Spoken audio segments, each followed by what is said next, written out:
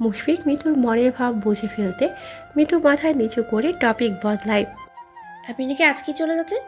মুশফিক ছোট্ট করে বলল, হুম। কেন? আমার তো ছুটি নেই মিতু। কালকে অপারেশন থেকে ফেরার পরে আজকের দিনটা লিভ দে, বিশ্রামের জন্য। আমি সেই দিনটা তোমাকে দিয়েছি, হাসি মুখটা যেন কাঁদো কাঁদো না হয় এই জন্য। প্রচণ্ড বাতাসে যেমন গাছপালা হু হু করে নড়ে ওঠে, তেমনি সুখের এক ঝংকার তোলা বাতাসে মিতুর সারা শরীর সুখে ভরে যায়। সে মুগ্ধ হয়ে মুশফিকের দিকে তাকিয়ে বলল, এত কষ্ট করে আসার দরকার ছিল না। না আসলে তো জানতেই পারতাম না কেউ একজন আমার জন্য কেঁদে কেঁদে চোখ মুখ ফুলিয়ে ফেলেছে। ফোন দিলেই তো আর কেউ কাঁদে না। নেটওয়ার্ক ছিল না। আমাকে বলে গেলেই তো আর চিন্তা হতো না। আমার জন্য চিন্তা হয়? হওয়ার কথা না? কি জানি। মেজর, আপনার জানার কথা ছিল। মুশফিক মুচকি হাসে, দীপ্তিময় চোখ দুটো দিয়ে মিতুকে দেখে যায়। তখন মহিমা বেগম মিতুকে ডাকলে মিতু চলে যায়। মুশফিক বিছানায় বসার পর এত ক্লান্ত লাগতো যে সে শুয়ে পড়ে।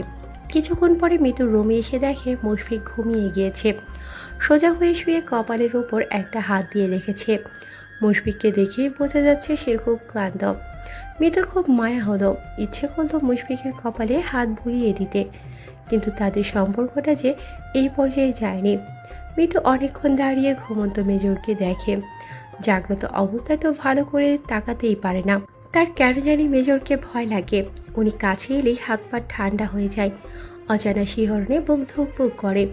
মুশফিক ঘুমিয়ে থাকতে থাকতে মিতু নিঃশব্দে কাপড় নিয়ে বাথরুমে চলে যায়। গোসল শেষ করে শাড়ি পরতে গিয়ে বিপাকে পড়ে। বাথরুমে যে কোনোভাবেই পড়তে পারবে না।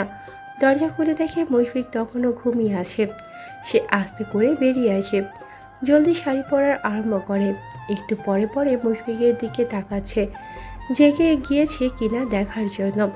শাড়ি পরা শেষে মিতু চুল শুকায়, হালকা একটু সাজার জন্য আয়নার সামনে দাঁড়িয়ে যায়।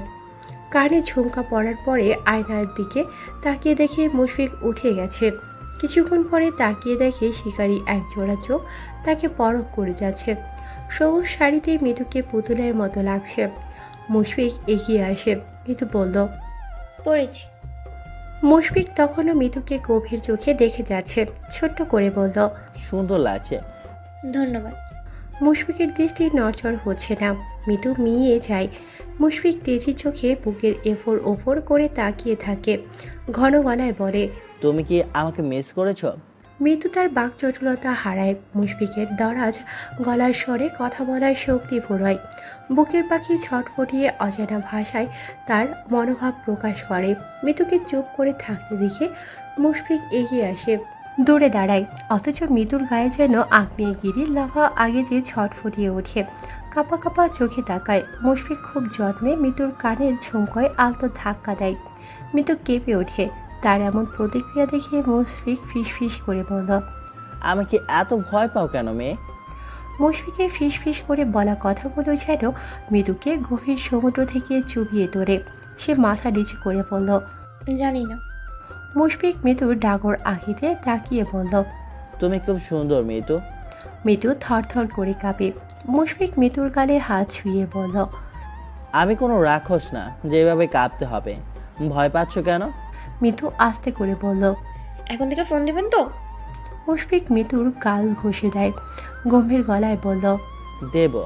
মৃদু ফিসফিস করে বলল, আপনি আমাকে মিস করেন? মুশফিকের পুরুষালী ঠোঁটের ভাঁজে কিঞ্চিত মুস্কির হাসি রেখা ফুটে ওঠে। খুব। মৃদু গাল ফুলিয়ে বলল, মিথ্যে কথা। তাই? মিস করলে তো ফোন দিতেনি। মুশফিক তার আঙুলের ভাঁজ মৃদুর আঙুল জড়িয়ে ধরে বলল, মিস করলেই ফোন করে জানাতে হবে। মাঝে মাঝে কিছু কিছু মুহূর্ত একা কাটানোতে মজা আছে। এই যে আমি তোমাকে মিস করে তোমার কথা অসংখ্যবার ভেবেছি। মৃদু মুশফিকের দিকে তাকায়। মুশফিক বলল, আমি মাঝে মাঝে অপারেশনে যাই। আমি যেহেতু মেজর, তাই আমার উপর দায়িত্ব বেশি। ফোন না দিলে টেনশন করার দরকার নেই। আমার জন্য কান্নাকাটি করার কোনো দরকার নেই। আমি আছি সারা জীবনের জন্য মিতুলের হয়ে। মৃদুর মুখে হাসি ফুটে ওঠে। মুশফিকের সব কথা তাকে ভীষণ সুখ দেয়। যাওয়ার সময় ঘনিয়ে আসে। মুশফিক সবার থেকে বিদায় নেয়। মৃদুর দিকে গম্ভীর চোখে তাকিয়ে বলল, চলে যাচ্ছি। মৃদুর চোখের দিকে তাকিয়ে মনে হয় এখনই কেঁদে দেবে। মুশফিক দাঁড়ায় না, গম্ভীর মুখে সামনে এগিয়ে যায়। কিছুক্ষণ পরে মিতুর মোবাইলে মেসেজ আসে। অনেক কিছু পাওয়ার রইল মিতু, সব সুদে আসলে পূরণ করব। এবার ভালো ছেলে হয়ে থেকেছি, আরেকবার কিন্তু একটুও ভালো থাকবো না। যখন সেনাদের সামনে দিয়ে মুশফিক হেঁটে যায় তখন সবাই শ্রদ্ধা ভরা চোখ তার দিকে তাকিয়ে থাকে। কাজের প্রতি ভক্তি, দেশের প্রতি ভালোবাসায়, ব্যক্তিত্ব সব মিলিয়ে সবাই তাকে আদর্শ মনে করে, তাকে অনুসরণ করার চেষ্টা করে। সৈনিকদের সামনে মুশফিক সব সময় তার ব্যক্তিত্ব বজায় রেখে চলেছে, কিন্তু আজকে তার মনের আকাশে একটিও সূর্যের দেখা নেই। ঘন কালো মেঘের ঘন কাটায় সব কিছু ছেয়ে আছে। ঘুরঘুরে অন্ধকারে চারপাশ নিস্তব্ধ হয়ে আছে। বুকের ভেতরটা অশান্তিরা তোলপাড় করে দিচ্ছে। গম্ভীর দাম্ভিক মুশফিক ছটফট করে ওঠে। আগে কখনো এমন হয়নি। এই এমন হওয়ার জন্য দায়ী চঞ্চল মেয়েটা, যে কিনা খাতা কলমে তার একান্ত নিজের। চঞ্চল মেয়েটা খুব যত্ন করে তার মনে ঝড় লাগিয়ে দিয়েছে, অথচ তাদের এখনো প্রেম হয়নি, কাছে আসা হয়নি, নিবিড় করে ছুঁয়ে দেওয়া হয়নি। তারপরেও মনের এই তোলপাড় কিসের জন্য? বুকের ভেতর আগুন জ্বলছে দাবানলের মতো দাউ দাউ করে। রাতে বাড়ি ফিরে মিতুকে ফোন দেয়। তার ফোন দেওয়াও সীমিত। অন্য হাজব্যান্ডদের মতো সারাদিন ফোন দেওয়ার ধাত তার নেই। মিস করলেই কেন ফোন দিতে হবে? চোখের দিকে তাকিয়ে কথা বলতে না পারলে এই সামান্য কথা বলে কি মনের আশ মিটবে? ঢাকা থেকে আসার আজকে 40তম দিন। এই 40 দিনে তাদের কথা হয়েছে হাতে গুনে কয়েকবার। মুশফিক চাইতো মিতু ফোন দিক, কিন্তু মিতু ফোন দেয়নি। মেজরের বুঝতে অসুবিধা হয় না যে তার স্ত্রী অভিমানে টইটম্বর হয়ে আছে, কিন্তু অভিমান ভাঙাবে কি করে? সে যে খুব দূরে। আগামী 9 মাসে কোনো ছুটি নেই, সে বাড়ি যাবে। মিতু ফোন রিসিভ করলে মুশফিক বলল। কেমন আছো? মিতু আস্তে করে বলল। ভালো। পড়ালেখা কেমন হচ্ছে? মিতু পাথর স্বরে বলল। ভালো। মুশফিক মুস্কি হাসে। মিতুর রাগের পারদ তাকে ছুঁয়ে যাচ্ছে। তারপর আর কি খবর? কিছু না। তুমি রাগ করতেও জানো? না। মুশফিক কিছুটা থেমে বলল। কথা বলতে চাইছো না মিতুল? না, এটুকু কথা বলে আমার আশ মেটে না। বুকে চলমান রক্তক্ষরণ আরও বাড়তে চায় না। কথা না বললেই ভালো, রক্তক্ষরণ সীমিত হয়। মিতুর কথাটা মুশফিকের অন্তর ছুঁয়ে যায়। সে কিছুক্ষণ চুপ করে থেকে বলল। আমি এত কষ্ট দিই তোমায়? এবার মিতু নিজের দিশা হারায়। শক্ত খোলস সরিয়ে সশব্দে কেঁদে ওঠে। ম্যাচিওর মেয়ের মন যেন অবস্পানায় ভরে যায়। সে ফুপিয়ে ফুপিয়ে বলল। আপনি খুব খারাপ, পাষাণ। আমি আপনাকে একটুও ভালোবাসি না। I hate you major. Mitu line বিচ্ছিন্ন করে দেয়। মুশফিক তারপরও মোবাইলটা কানে নিয়ে বসে থাকে। দায়িত্ব কর্মরত এক অফিসারের যে কত দায়িত্ব তা অন্য কাউকে বোঝানো সম্ভব না। কিভাবে বোঝাবে? পরিকল্পনা যে অন্য কাউকে বলা নিষেধ, এটা গোপনীয়তা। মিতু যে তাকে খুব চাইছে তা অভিমানের ভাগ করে নিঃশব্দে তাকে জানিয়ে যায় মন পাখি। মুশফিকও যে মিতুকে খুব চায় তা কি মেয়েটা জানে? জানবে কি করে? মেজর যে কখনো বলেনি। ফোনে 2-1 মিনিট ছাড়া কথা আর কিছুই হয়নি। সে কটেজের বারান্দায় এসে বসে। চোখের পর্দায় ভেসে ওঠে ফর্সা কোমল রমণীর শাড়ি পরার দৃশ্য, যা কিনা এখনো হৃদয় কাঁপিয়ে দেয়। সে চোখ বন্ধ করে নেয়। সেদিন সে ঘুমোচ্ছিল, কিন্তু হঠাৎ দরজা খোলার শব্দে সতর্ক ট্রেনিংপ্রাপ্ত মেজরের ঘুম ভেঙে যায়। বাথরুমের দরজা দিয়ে মিতু বেরিয়ে আসে, গায়ে কোনো রকম শাড়ি জড়ানো। মিতু মুশফিকের দিকে তাকানোর আগে মুশফিক আবার চোখ বন্ধ করে নেয়। মিতু শাড়িটা আবার প্রথম থেকে পরার চেষ্টা করে। ফর্সা শরীর, পেলব নরম দেহের অধিকারী মেয়েটা একান্ত তার নিজের। কখনো কোনো নারীর দিকে পূর্ণ দৃষ্টি না ফেলা মুশফিক মিতুর আদুল উদুরের থেকে দৃষ্টি সরাতে পারল না। তৃষ্ণার্ত পাখির মতো ওইটুকু দেহই প্রাণ ভরে দেখতে লাগলো। সে মনকে বোঝালো এভাবে দেখা অন্যায়, পাপ, কিন্তু মন তাকে ধমকালো, বলল। ইস, মেয়েটা তোর বউ রে গাধা, দেখলে কিচ্ছু হবে না, চুপচাপ দেখ। অন্য মেয়ে হলে অবশ্যই পাপ হতো, কিন্তু এই রমণী তোর বউ। মনের কথায় মুশফিক শুকনো ঢোক গিলেছে। বুকের ভেতর তখন অন্যরকম ঝড়। পরিশালী দেহ মন তখন আন্দোলন শুরু করে। সে শক্ত হয়ে বিছানায় শুয়ে থাকে। এই মেয়েটা অতি গম্ভীর, সংযত মেঝরের বুকে ঝড় তুলে ফেলেছে, যা আর কেউ পারেনি। অবশ্য আর কারো দিকে সে এমন চোখে তাকায়নি। মুশফিকের মনে হয়েছিল মৃত্যুর উদর তাকে হাত ছানি দিয়ে ডাকছে। ইচ্ছে করছে বলিষ্ঠ হাতে মৃদুকে শক্ত করে পাথর কঠিন বুকে পিষ্ট করে দিতে, কিন্তু সে নিজেকে খুব সামনে নিয়েছে, একটুও ছুঁয়ে দেখেনি। না মৃদুকে বসতে দিয়েছে, সেই দৃশ্য এখনো চোখে ভাসে। মুশফিকের কেমন লাগে। ঘুমন্ত ব্যাঙাচি ফুসফুস করে জেগে ওঠে, হাত দিয়ে চুল টেনে মুখ দিয়ে অস্পষ্ট করে বলল, উফ মিতুল। কাকডাকা ভোর, চারদিকে তখনও অন্ধকার। মৃত্যুর নামাজ পড়েছে। আজকাল নামাজে মনোজাতে বসলেই না চাইতেই মুশফিকের জন্য দোয়া চায় বিস্তর, অথচ মানুষটার প্রতি তার এক আকাশ অভিমান। মাঝে মাঝে গলা ছেড়ে কাঁদতে ইচ্ছে করে। ইস, বিয়ের আগে কত কি ভেবেছে, কিন্তু এখন কিছুই হচ্ছে না। ভেবেছিল আর্মিরা বুঝি খুব রোমান্টিক আর বউ ঘেঁষাটাই হয়, কিন্তু এখন দেখা যাচ্ছে আর্মিরা আনরোমান্টিক, অযত্নশীল আর খুব খারাপ হয়। বিশেষ করে তার মেজর। এই যে কিছুদিন পরে পরে একটু ফোন দেয়, এতে কি হয়? এতটুকু কথা বলে মৃত্যুর মন আরও বেশি খারাপ হয়। গম্ভীর হাস্কি স্বরটা আরও বেশি সময় ধরে শুনতে ইচ্ছে করে, অনেক কথা বলতে ইচ্ছে করে, কিন্তু মুশফিক কেমন যেন 2 মিনিটের বেশি একটুও কথা বলে না। সেদিন যাওয়ার সময় বলেছিল প্রতিদিন ফোন দেবে, কিন্তু মুশফিক ফোন দেয়নি। মেজর কথা দিয়ে কথা রাখেনি। সে চাতক পাখির মতো ফোনের দিকে তাকিয়ে থাকে, কিন্তু ফোন আসে না। মেজরের প্রতি তার খুব রাগ, খুব। মাহিমা বেগম সকালে নাস্তা বানাচ্ছে, এমন সময় কলিং বেল বাজে। উনি গলা ছেড়ে মৃদুকে ডাকে। মৃদুর হাতে তখন উপন্যাসের বই, নাম বাবলে। সে বই রেখে উঠে দরজা খুলতে যায়। দরজা খুলে দরজার বাহিরে দাঁড়িয়ে থাকা 2 মানব মানবীকে দেখে মৃদু অবাক হয়, কিন্তু মুহূর্তেই অবাকের রেশ লুকিয়ে সাহেরা বেগমকে জড়িয়ে ধরে। চঞ্চল হরিণী কলকলে কণ্ঠে বলল, মা ভালো আছেন? সাহেরা বেগম মৃদুকে বলল। ভালো আছি, তুমি কেমন আছো? মৃদু আর চোখে মুশফিকের দিকে তাকায়। সাহেরা বেগমের হাত ধরে বলল, ভিতরে আসুন মা, আম্মু দেখো কে এসেছে। মুশফিক চুপচাপ তার মাকে অনুসরণ করে, গম্ভীর মুখে বারবার মেয়েটার দিকে তাকাচ্ছে। মেয়েটা তার সাথে কথা বলছে না কেন? ওদের বাসায় এসেছে অথচ তার কোনো খেয়াল নেই। সে দাম্ভিকতার সাথে সোফায় বসে। মৃত্যুর এড়িয়ে যাওয়ায় মেজরের খুব রাগ হলো। রাগে নাকের পাটাতন ফুলে উঠল। চুপচাপ নিজেকে সংযত করতে চাইল। মৃত্যু তার উপরই রেগে আছে। এই মুহূর্তে সে যদি রাগ করে তো পরিস্থিতি বিগড়ে যাবে। মুশফিক মৃত্যুর দিকে তাকিয়ে দেখে মৃত্যু আর চোখে তার দিকে তাকাচ্ছে। মুশফিকের ঠোঁটের কোণে মুচকি হাসি ফুটে ওঠে। মৃত্যু মুশফিকের ঠোঁটের হাসি দেখে চুপচাপ রুমে চলে যায়। হঠাৎ করে মুশফিক আর সাহেরা বেগম আসার কারণ বোধগম্য হচ্ছে না। কিছুক্ষণ পরে মাহিমা বেগম এসে মৃত্যুকে জানায় ব্যাগ গোছাতে। মায়ের কথায় মৃত্যুর ভ্রু কুঁচকে যায়। মায়ের দিকে লক্ষ্য করে দেখে মাহিমা বেগমের চোখ ছলছল করছে। মৃত্যু কিছু বলার আগে উনি বললেন, মুশফিক তাকে খাগড়াছড়ি নিয়ে যাবে। মৃত্যু মাথা নেড়ে না করে, চোখের পানি গাল বেয়ে নেমে যায়। আমি যাব না। মাহিমা বেগম কান্না চেপে বলল। মুশফিক নিতে চাইছে, যাব না মানে কি? মৃত্যু রাগী কণ্ঠে জোরেই বলল, ও নিতে চাইলেই আমি যাব কেন? ওর কথায় উঠবস করবো কেন? আমি পারবো না। মাহিমা বেগম মৃত্যুকে থামিয়ে বলল, মুশফিক তোর স্বামী, ওর কথাই শুনতে হবে। বেয়াদবি করবি না মিতু। মৃত্যু ফুপিয়ে ওঠে।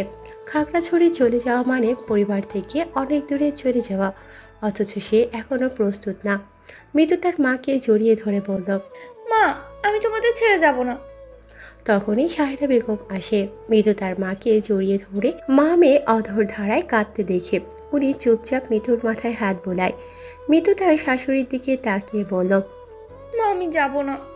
সাহেরা বেগম মৃদুকে বোঝানোর জন্য বলল, আমি জানি মা, হঠাৎ করে এত দূরে যাওয়ার কথাই তোমার কষ্ট হচ্ছে, কিন্তু তোমার স্বামীর ব্যাপারটাও তো দেখতে হবে। আগামী কয়েক মাস মুশফিকের কোনো ছুটি নেই। তুমি যদি না বোঝো তাহলে কিভাবে হবে? স্বামী স্ত্রী দুজন দুজনকে বুঝতে না পারলে সংসারে শান্তি আসবে না। মৃদু কিভাবে বলবে তাদের দুজন এখনো একটু কাছাকাছি আসেনি, না হয়েছে কোনো বন্ধুত্ব। এই মানুষটার কাছে যেতেই অস্বস্তি। উনি যেমন নিজের চারিপাশে শক্ত আবরণ বানিয়ে রেখেছে, এই আবরণ ভেদ করেছে মুশফিকের অন্তর ছুঁতে পারছে না। সে ফুপিয়ে উঠে মাথা নেড়ে বলে, আমি যাব না। সাহেরা বেগম আর মাহিমা দুজনে মিলিয়ে বুঝিয়েও মৃদুকে রাজি করাতে পারে না। মাহিমা বেগম হাল ছেড়ে বলল। কি করব আপা? সাহেরা বেগম ওনাকে নিয়ে বাহিরে আসে। মুশফিক রাজি করাবে। দুজনকে বিষণ্ণ মুখে বেরিয়ে আসতে দেখে মুশফিক কিছু আজ করে। সাহেরা বেগম তার পাশে এসে বসে। সে গম্ভীর দৃষ্টি ফেলাতে উনি বলল, রাজি করাতে পারছি না, মিতু কোনোভাবেই যেতে রাজি না। মায়ের কথা শুনে গম্ভীর চেহারা আরো গম্ভীর হয়। সে কখনো ভাবেনি মিতু এমন প্রত্যাখ্যান করবে। সাধারণত মেয়েরা স্বামীর সাথে থাকতে বেশি স্বাচ্ছন্দ্য বোধ করে, কিন্তু মিতু চাইছে না কেন?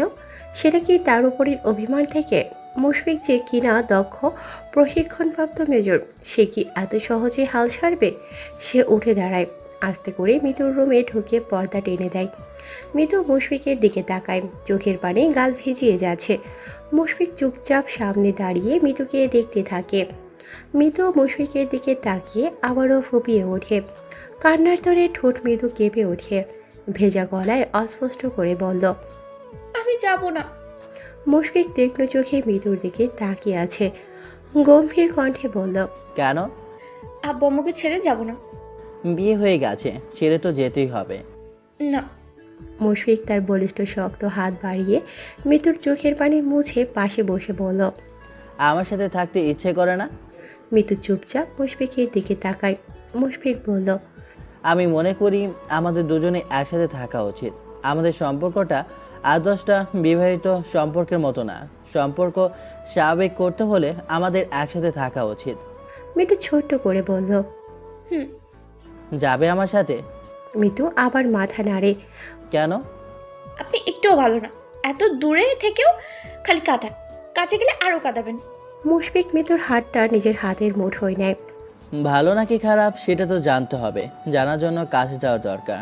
দূরে আছে বলেই তো কাঁদার সুযোগ পাচ্ছ। কাছে থাকলে একটুও কাঁদতে দেব না। আমার স্ত্রীকে আমি কেন কাঁদতে দেব?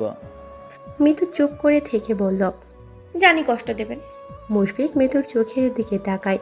সুচালু দৃষ্টি মিতুর হৃদয় প্রশমিত করে মুশফিক হেসে বলল, কিছু তো দেব, তা নিশ্চয়ই কষ্ট না, স্বর্গসুখ হতে পারে। যাব না। কালকে যে বললে এইটুকু কথা বলে তোমার মন ভরে না, বুকে আরও রক্তক্ষরণ হয়। আজকে যদি না যাও তাহলে এই রক্তক্ষরণ আরও দীর্ঘ হবে। মিতু মাথা তুলে মুশফিকের দিকে তাকিয়ে বলল, কেন?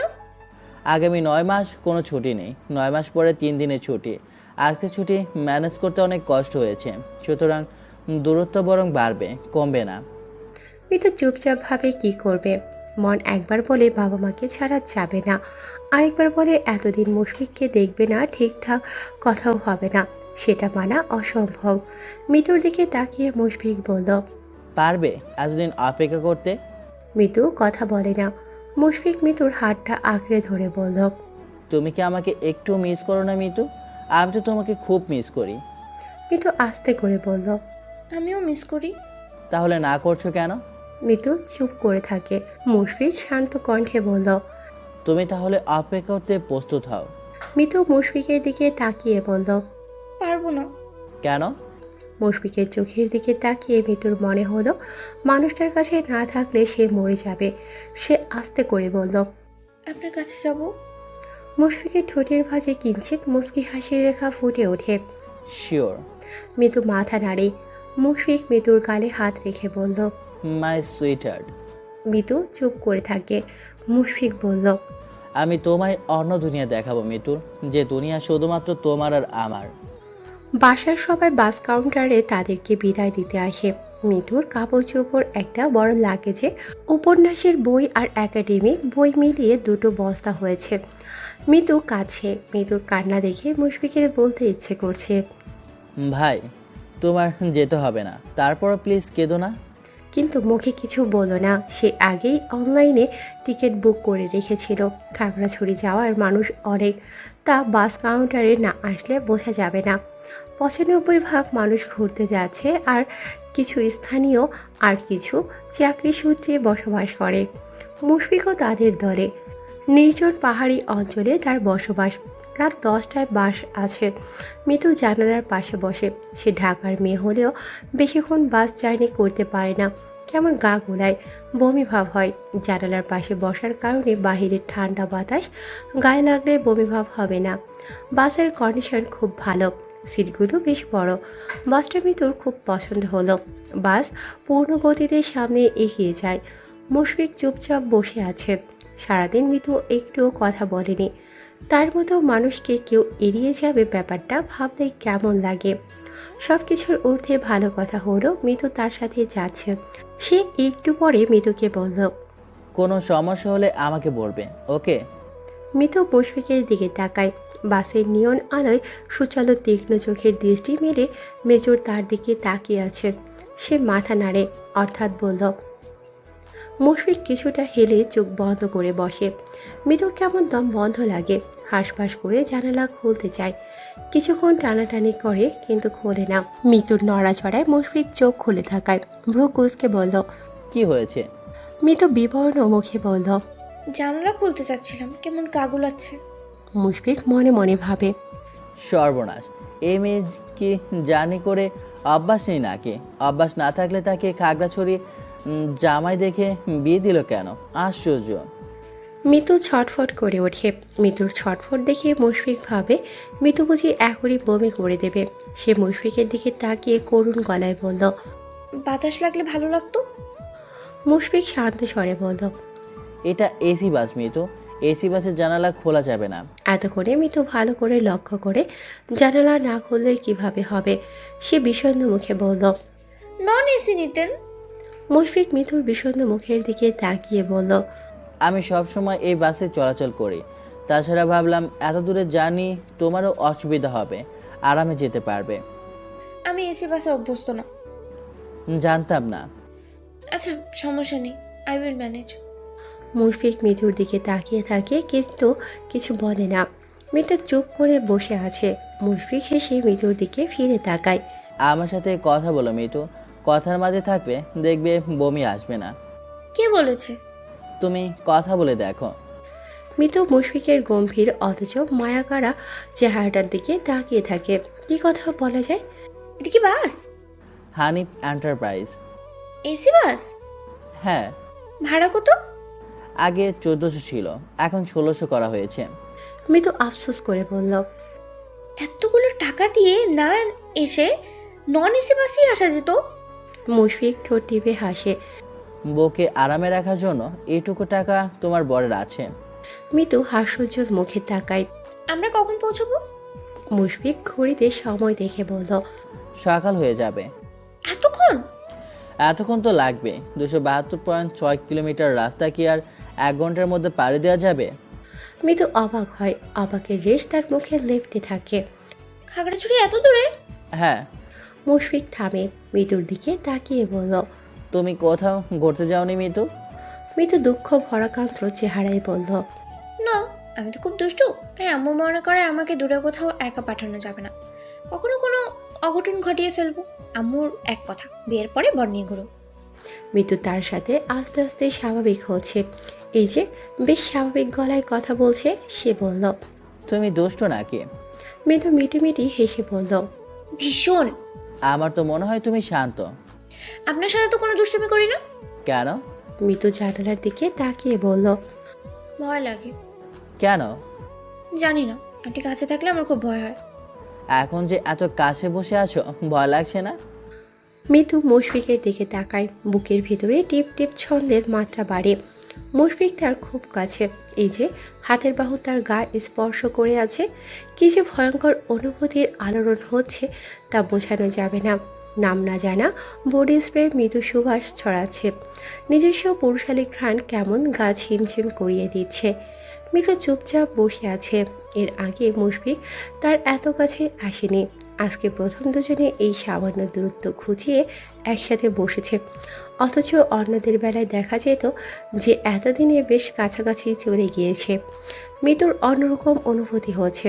সে জিম ধরে চোখ বন্ধ করে বসে থাকে। মুশফিক শক্ত হয়ে বসে থাকা মেয়েটার চেহারার দিকে তাকায়। ঘুমাবে মিতু? মিতু মুশফিকের দিকে তাকায় না। লোকটা যেন কেমন, হঠাৎ বুকে আগুন জ্বালিয়ে দেয়। এই যে একটু আগেও তো দেবী মুশফিকের সাথে কথা বলছিল।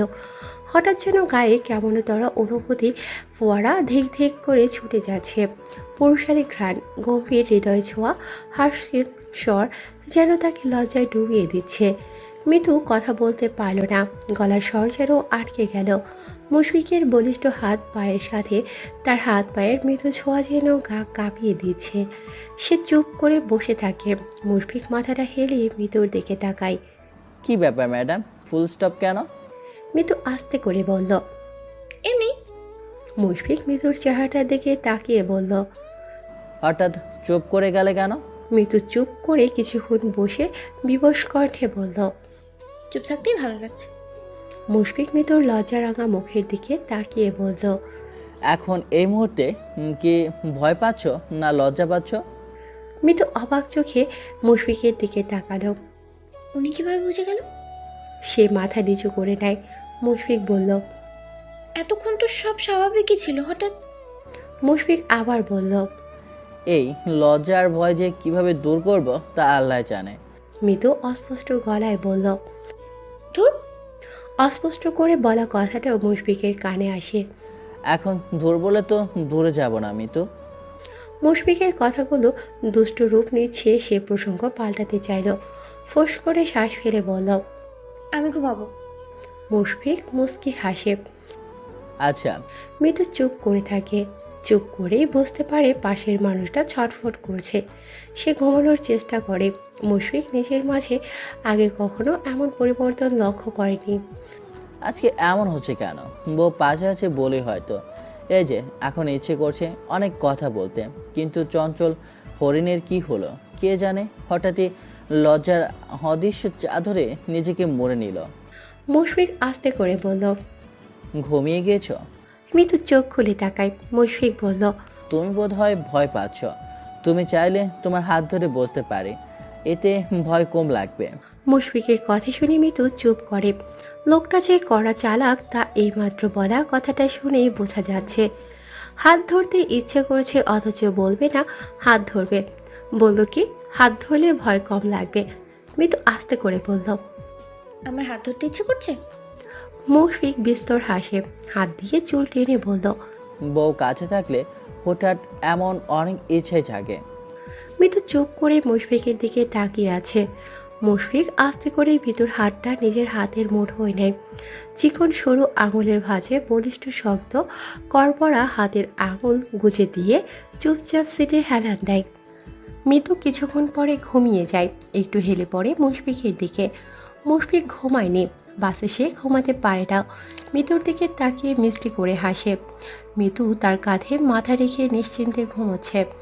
গালের পাশে চুল সরিয়ে দেয়। খুব নিচু গলায় ফিস ফিস করে বলল। শোনো আমার হৃদয় হরণী, তোমাকে কাছে আনতে পেরে যেন যুদ্ধ জয় করার মতো সুখ পাচ্ছি। তুমি কি কখনো তা উপলব্ধি করতে পারবে? মৃদু হাত দিয়ে মুশফিকের শার্ট আঁকড়ে ধরে মুখ গুজে দেয় তার কাঁধে। মুশফিকের দেহ আশার হয়ে আসে। সে নিঃশব্দে গভীর নিঃশ্বাস ফেলে মিতুর দিকে আদর মাখা চোখে তাকিয়ে থাকে। আচ্ছা মিতু, জেগে থাকলে কি এভাবে কাছে আসতো? মোটেও না। এ মেয়ে তো লজ্জায় কথাই বলে না। মুশফিক আস্তে করে পরম আদরে মৃদুর কপালে একটা চুমু দেয়। মৃদু নড়ে চড়ে বসে। মুশফিক চুপচাপ মৃদুর হাতটা আঁকড়ে ধরে বসে আছে। মৃদু চুপ করে আছে। লজ্জায় শিহরণে তার দম বন্ধ হয়ে আসে, কিন্তু সে সরে আসতে পারছে না। অজানা আকর্ষণে আরো লেপ্টে থাকতে ইচ্ছে করছে। মুশফিকের বলা কথাগুলো হৃদয়ে লেগেছে। সে কপালে মুশফিকের ঠোঁটের ভেজা চুম্বন এখনো অনুভব করতে পারছে। হঠাৎ মনে হলো, মিতুর এত খারাপ, গাড়িতেই চুম্মাচাটি শুরু করে দিয়েছে। বাসা নিতে পারলে কি করবে? ভাবতেই মৃদুর গলা শুকিয়ে গেল। সে আস্তে করে মুশফিকের দিকে তাকালো। মুশফিক তার দিকে তাকিয়েছিল। সে মৃদুকে তাকাতে দেখে বুক মুচড়ে উঠল। গোপন কথা, গোপন স্পর্শ কি মেয়েটা জেগেই অনুভব করেছে? আস্তে করে বলল। এই তুমি ঘুমাওনি? আশ্চর্য। মৃদু মনে মনে নিজের গালে ঠাস করে একটা থাপ্পড় দিল। আর একটু এমন করে কাঁধে শুয়ে থাকতো। চুপচাপ মুশফিকের নরম কথা আদরের চুম্বন অনুভব করত। তা না করে সে গরুর মতো বড় বড় চোখ করে তাকিয়ে ফেলেছে। তার চোখ খুব সুন্দর। সবাই উপমা দেয় হরিণের মতো চোখ, কিন্তু তার আজ মনে হচ্ছে এগুলো মোটেও হরিণের মতো না, এগুলো গরুর মতো চোখ। নিজের প্রতি নিজের রাগে গা বিষিয়ে উঠল। বিয়ের পর এই প্রথম মুশফিক মৃদুর দিকে ভালোবাসার চুম্বন এঁকে দিয়েছে। আর সে কিনা এটা ভেস্তে দিল। যদিও তার লজ্জা লাগছে, হাত পায়ের তালুতে শিরশির করে উঠছে, তারপরেও নিজেকে সামলানো যেত।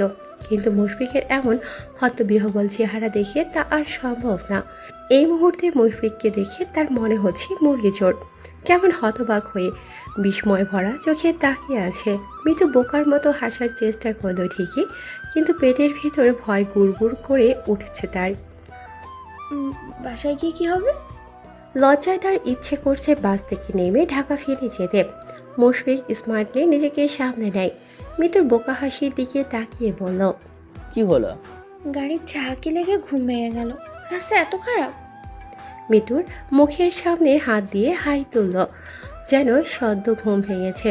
সে চোখ পিট পিট করে তাকালো, যথাযথ চেষ্টা করছে তাকে দেখে যেন বোঝা যায় মাত্র ঘুম থেকে উঠেছে। মুশফিক মিতুর মুখের দিকে তীক্ষ্ণ চোখে তাকিয়ে আছে। মিতু এমন শিকারী দৃষ্টি দেখে নড়ে চড়ে বসে। মুশফিক বলল, রাস্তা ভাঙা না, মোড় ঘুরতে গিয়ে ঝাঁকে লেগেছে হয়তো। মিতু মাথা নেড়ে আবারও সিটে মাথা রাখে। মুশফিকের মুখাবয়ব গম্ভীর হয়, চুপচাপ গম্ভীর মুখ হয়ে বসে থাকে। মিতুর সাথে আর একটাও কথা বলে না। সে ভাবে মিতু সত্যি কথাই বলছে, ঘুমিয়েছিল। নিজের উপর সে যার পরনায় বিরক্ত। এত কন্ট্রোল এসছে, একটু বেশি এগিয়ে ফেলেছে। মিতু জেগে থাকলে নির্ঘাত খারাপ ভাবত। এমনি মেয়েটা তাকে খুব ভয় পায়, তার উপর আবার এত কাছে চলে আসলে দেখা যাবে কালকে সকালেই ঢাকা চলে যাবে। রাত 1:05 কুমিল্লা পাদুয়ার বাজারে বাস থামে। রাতের খাবার খাওয়া আর প্রকৃতির ডাকে সাড়া দেওয়ার জন্যই এই বিরতি। বিরতির সময় 30 মিনিট। মিতু আর মুশফিক নেমে আসে। মিতু হাত দিয়ে নাক চেপে ধরে, অনেকক্ষণ ধরেই বমিভাব হচ্ছিল। বাস বন্ধ করার ফলে ইঞ্জিন থেকে এক প্রকার গন্ধ এসে নাকে লাগে। মিতুর মনে হচ্ছে এত বিশ্রী গন্ধ সে আগে কখনো পায়নি। তার পেটের নাড়িভুড়ি বের হওয়ার মতো উল্টো পাল্টে যাচ্ছে। সে মুশফিকের পাশে দিয়ে দ্রুত হেঁটে সামনে গিয়ে গড়গড় করে বমি করে দেয়। মুশফিক মিতুকে ধরে। মেয়েটার কষ্টে তার নিজেরই খারাপ লাগছে। এই যে বমি করতে কি কষ্ট হচ্ছে। এক পর্যায়ে বমি করতে করতে মিতু দুর্বল হয়ে যায়। মুশফিক তার হাত ধরে সামনের দোকান থেকে পানির বোতল এনে চোখে মুখে পানি দেয়। কিছুটা পানি মাথায় দেয়, কিছুটা পানি খেতে দেয়। মুশফিক বলল, কিছু খাবে? মিতুর পেটে খুব ক্ষুধা আছে, কিন্তু বমির ভয়ে বলল। না। মুশফিক সামনে তাকায়। হোটেল নূরজাহান, বেশ নামকরা হোটেল। হানিফ বাস এই হোটেলের সামনেই থামে। সে মিতুকে নিয়ে ভেতরে যায়। মিতু ওয়াশরুমে যায়। এই ফাঁকে সে হাত মুখ ধুয়ে নেয়, যতটুকু পারা যায় ফ্রেশ হয়। প্যান্ট থেকে মিতুর ছিটকে আসা বমি পরিষ্কার করে বেরিয়ে এসে দেখে মিতু দাঁড়িয়ে আছে। সে বের হওয়ার পরে তার পায়ের দিকে তাকিয়ে বলে, আপনি পরিষ্কার করলেন কেন? আমি পরিষ্কার করে দিতাম। কি? মিতু হাতের ইশারায় প্যান্ট দেখিয়ে বলে। ময়লা। মুশফিক বুঝতে পারে মিতু কিসের কথা বলছে। মেয়েটা খেয়াল করেছে। সে হেসে বলল, তোমাকে পরিষ্কার করতে হবে, আমি পারি এসব। মিতু ফ্যাকাশে চোখ হয়ে তার দিকে তাকিয়ে আছে। মুশফিক মিতুর কাছে যায়। মাথার চুল ক্লিপ ছেড়ে উস্কো খুস্কো হয়ে আছে। মিতুকে একটা চেয়ারে বসিয়ে মাথার চুলগুলো যতটা সম্ভব গুছিয়ে ক্লিপ দিয়ে আটকে দেয়। মিতু মুগ্ধ হয়ে মুশফিকের দিকে তাকিয়ে আছে। মানুষটা এত যত্নশীল। মুশফিক বলল, কি খাবে? পেট তো খালি। মিতু না করে। মুশফিক বলল, না খেলে আরো খারাপ লাগবে। আবার বমি হবে। মুশফিক বলল, কিছু হবে না, তুমি বসো। কি খাবে? ভাত? না, অন্য কিছু। আচ্ছা। কিছুক্ষণ পরে মুশফিক ফিরে আসে। মিতুর হাতে দুটো ট্যাবলেট দিয়ে বলল, খেয়ে নাও। মিতু চুপচাপ খেয়ে নেয়। ওয়েটার তাদের খাবার দিয়ে যায়, কলিজা ফোনা, সবজি আর পরোটা। মিতু একটু খায়। মুশফিক জোর করেও খাওয়াতে পারে না। মুশফিক খেয়ে কফি আনে। মিতু যে খেতে পারছে না এটা চুপচাপ দেখছে। মিতুকে বাসে উঠিয়ে সে নেমে যায়। নিরিবিলি বাসে মানুষ নেই বলতে গেলে। সবাই নিজ প্রয়োজনে নেমে পড়েছে। আস্তে আস্তে সবাই ফিরে আসে। কিছুক্ষণের মাঝে মুশফিকও ফিরে আসে, হাতে অনেকগুলো খাবার। মিতু দুর্বল কণ্ঠে বলল, এগুলো কি? চিপস, জুস, চকলেট, আচার। মিতু নাক সিটকে বলল। আমি কিছু খাবো না। মুশফিক হাসে, সিটে বসে বলল। আচ্ছা। মিতু ঝাঁকুনি দিয়ে বাস আবার চলতে শুরু করে। মিতু আস্তে করে সজ্ঞানে স্বইচ্ছায় মুশফিকের কাঁধে মাথা রাখে। মুশফিকের হঠাৎ নিজেকে খুব পূর্ণ লাগে। সুখের আতশবাজি যেন চারদিকে ফুটে ওঠে। সে মিতুর হাতটা নিজের হাতের মুঠোয় পুড়ে নেয়। মিতু নরম স্বরে বলল, আমার শুয়ে পড়তে ইচ্ছে করছে। শুয়ে পড়ো। মিতু মাথা তুলে বলল। কোথায়? মুশফিক নিজের কোল দেখিয়ে বলল। এখানে। মিতু সিট পর্যবেক্ষণ করে দেখে সিট বেশ বড়, অনায়াসে শুয়ে যেতে পারবে। মিতু পা মুড়ে গুটিসুটি মেরে শুয়ে পড়ে। মুশফিক মিতুর মাথায় হাত বুলিয়ে দেয়। একটা হাত মিতুর হাত আঁকড়ে ধরে। মিতু অবাক হয়ে মুশফিকের দিকে তাকিয়ে থাকে। এই মুশফিক তার কাছে নতুন। সে বলল। তখন আমার ময়লা পরিষ্কার করতে আপনার ঘৃণা হলো না? মুশফিক কিছুক্ষণ মিতুর দিকে তাকিয়ে থেকে বলল। ঘৃণা হবে কেন? হওয়াটাই তো স্বাভাবিক ছিল। তুমি আমার স্ত্রী আর আমি তোমার স্বামী। আমরা দুজন একে অপরের সবচেয়ে বিশ্বস্ত মানুষ, যার কাছে নির্দ্বিধায় সব কিছু বলা যাবে, করা যাবে। একে অপরের বিন্দু পরিমাণ সমস্যাও সূক্ষ্ম নজরে দেখতে হবে, যত্ন নিতে হবে। শুধুমাত্র আমি তোমার হাজবেন্ড বলে যে তুমি শুধু আমার সেবা করবে, আর তোমার অসুস্থতায় আমি তোমার সেবা না করে নাকুচকে দূরে সরে থাকবো, তা কি করে হয়? আমি সব সময় তোমার যত্ন নেব। মিতুর বুকটা সুখে কেমন চিনচিন করে ওঠে। মনে মনে আল্লাহর কাছে শুকরিয়া জানায় এত ভালো মন মানসিকতা সম্পন্ন জীবনসঙ্গী দেওয়ার জন্য। মুশফিক মিতুর চোখে তার জন্য স্পষ্ট মুগ্ধতা দেখতে পায়। সে হাসকে সরে বলল। তাছাড়া ভালোবাসার মানুষের কোনো কিছুতেই ঘৃণা আসে না। মিতু ঠোঁট কামড়ে ধরে অপলক মুশফিকের দিকে তাকিয়ে থাকে। একটু পরে আস্তে করে বলল। আমি আপনার ভালোবাসার মানুষ? মুশফিক ঠোঁট টিপে হাসে। মিতুর নাকে টোকা দিয়ে বলল। এখনো হয়নি, কিন্তু খুব তাড়াতাড়ি হয়ে যাবে আশা করি। মিতু বলতে ইচ্ছে হলো। তা ভালোবাসার মানুষই যদি না হলাম, তাহলে কপালে চুমুটুপু দেওয়ার কি দরকার ভাই? ভালোবাসাই না হয় এসব করো। কিন্তু এসব কি মুখে বলার সাহস মিতুর আছে? সে চুপ করে থাকে। মুশফিক তেঁতুলের আচার মিতুর মুখের সামনে ধরে। মিতু মাথা নাড়ে। মুশফিক বলল। খাও, ভালো লাগবে। মিতু চুপচাপ খায়। মুশফিক একে একে চিপস, জুস, চকলেট, আচার সব খাইয়ে দেয়। মিতু চুপচাপ শুয়ে থাকে। মুশফিকের গায়ের মিষ্টি আদরের ঘ্রাণটাকে অন্যরকম আবেশে জড়িয়ে রাখে। সে চোখ বন্ধ করে ঘুমিয়ে যায়। মিতু ঘুমানোর পরে মুশফিক তার মোবাইল ফোন দিয়ে ঘুমন্ত মিতুর কয়েকটা ছবি তুলে নেয়। মানুষের কথার শব্দে মিতুর ঘুম ভেঙে যায়। নিজেকে আবিষ্কার করে মুশফিকের কোলে। সে মুশফিকের কোলে সে কখন শুয়েছে। মিতু মুশফিকের সাথে মিশে আছে। মুশফিক তার দিকে কেমন মিষ্টি চোখে তাকিয়ে আছে। মিতু জলদি উঠতে চায়। মুশফিক তাকে উঠতে সাহায্য করে বলল। এত তাড়া কিসের? আস্তে ওঠো। মিতু আস্তে করে বলল। ডাকেনি কেন? পা ব্যথা করছে না? মুশফিক হেসে বলল। না, ঠিক আছে। গাড়ি থেমে আছে। মিতু বাহিরের দিকে তাকিয়ে বলল। আমরা কি পৌঁছে গিয়েছি? না, তাহলে গাড়ি থেমেছে কেন? আমরা এখন খাগড়াছড়ি আছি। এটা খাগড়াছড়ির মাটিরাঙ্গা উপজেলা। এখানে একটা আর্মি চেকপোস্ট আছে। সামনে খুব আঁকাবাঁকা রাস্তা। রাতে গাড়ি চালানো রিস্ক, তাই সেনাবাহিনীরা রাতে এখানে আসা সব গাড়ি আটকে দেয়। ভোরের আলো ফুটলে ছেড়ে দেয়। ও আচ্ছা। আপনি কি এখানে আসেন? না, আমি আসি না, কিন্তু মাঝে মাঝে দরকার লাগলে আসতে হয়। কিছুদিন আগে একটা ড্রাগের চালান হচ্ছিল, তখন এসেছিলাম। মিতু অবাক হয়ে বলল। তারপর? ধরে ফেলেছি। ও আচ্ছা। কিছুক্ষণ পরে ভোরের আলো ফুটে ওঠে। বাস পাহাড়ের ওপর উঠতে থাকে। পাহাড়ের আঁকাবাঁকা রাস্তায় হেলে দুলে বাস উঠতে থাকে। মিতুর ভয় লাগে। সে মুশফিকের দিকে ভয়ে ভয়ে তাকায়। মুশফিক বলল। এটা আলোটিলা পাহাড়। এই পাহাড় উঠতে 20 মিনিট লাগবে। ভয় লাগছে। ভয়ের কিছু নেই, আমি আছি তো। মিতু মুগ্ধ হয়ে বাহিরের দিকে তাকিয়ে থাকে। দূরে কি সুন্দর পাহাড়। সকালে সাদা কুয়াশা যেন পাহাড় আকারে ধরে রেখেছে। তার চোখে মুখে মুগ্ধতার রেশ। মুশফিক চুপচাপ মিতুর উচ্ছ্বাস দেখছে। মুশফিক হাত দিয়ে এটা সেটা মিতুকে দেখাচ্ছে, চিনাচ্ছে। কিছুক্ষণ পরেই তারা খাগড়াছড়ি শহরে চলে আসে। বাস থেকে নেমে সকালের ঠান্ডা বাতাসে গা মাখে মুশফিক ব্যাগপত্র নিয়ে একটা গাড়িতে উঠে বসে। এখান থেকে আর্মি কটেজ অনেক দূরে। যাওয়ার পথের দৃশ্য মিতুকে মুগ্ধ করে ক্ষান্ত হলো না, বরং প্রকৃতির প্রেমে পড়তে বাধ্য করল। মুশফিক মিতুকে সব চিনিয়ে নিয়েছে। যখন আর্মি কটেজে পৌঁছালো তখন সকাল 6:30 বাজে। মিতু গাড়ি থেকে নেমে কটেজের দিকে তাকায়। দূরে এমন আরও কটেজ আছে, দেখতে একই রকম। সে জিজ্ঞাসার দৃষ্টি মেলে মুশফিকের দিকে তাকায়।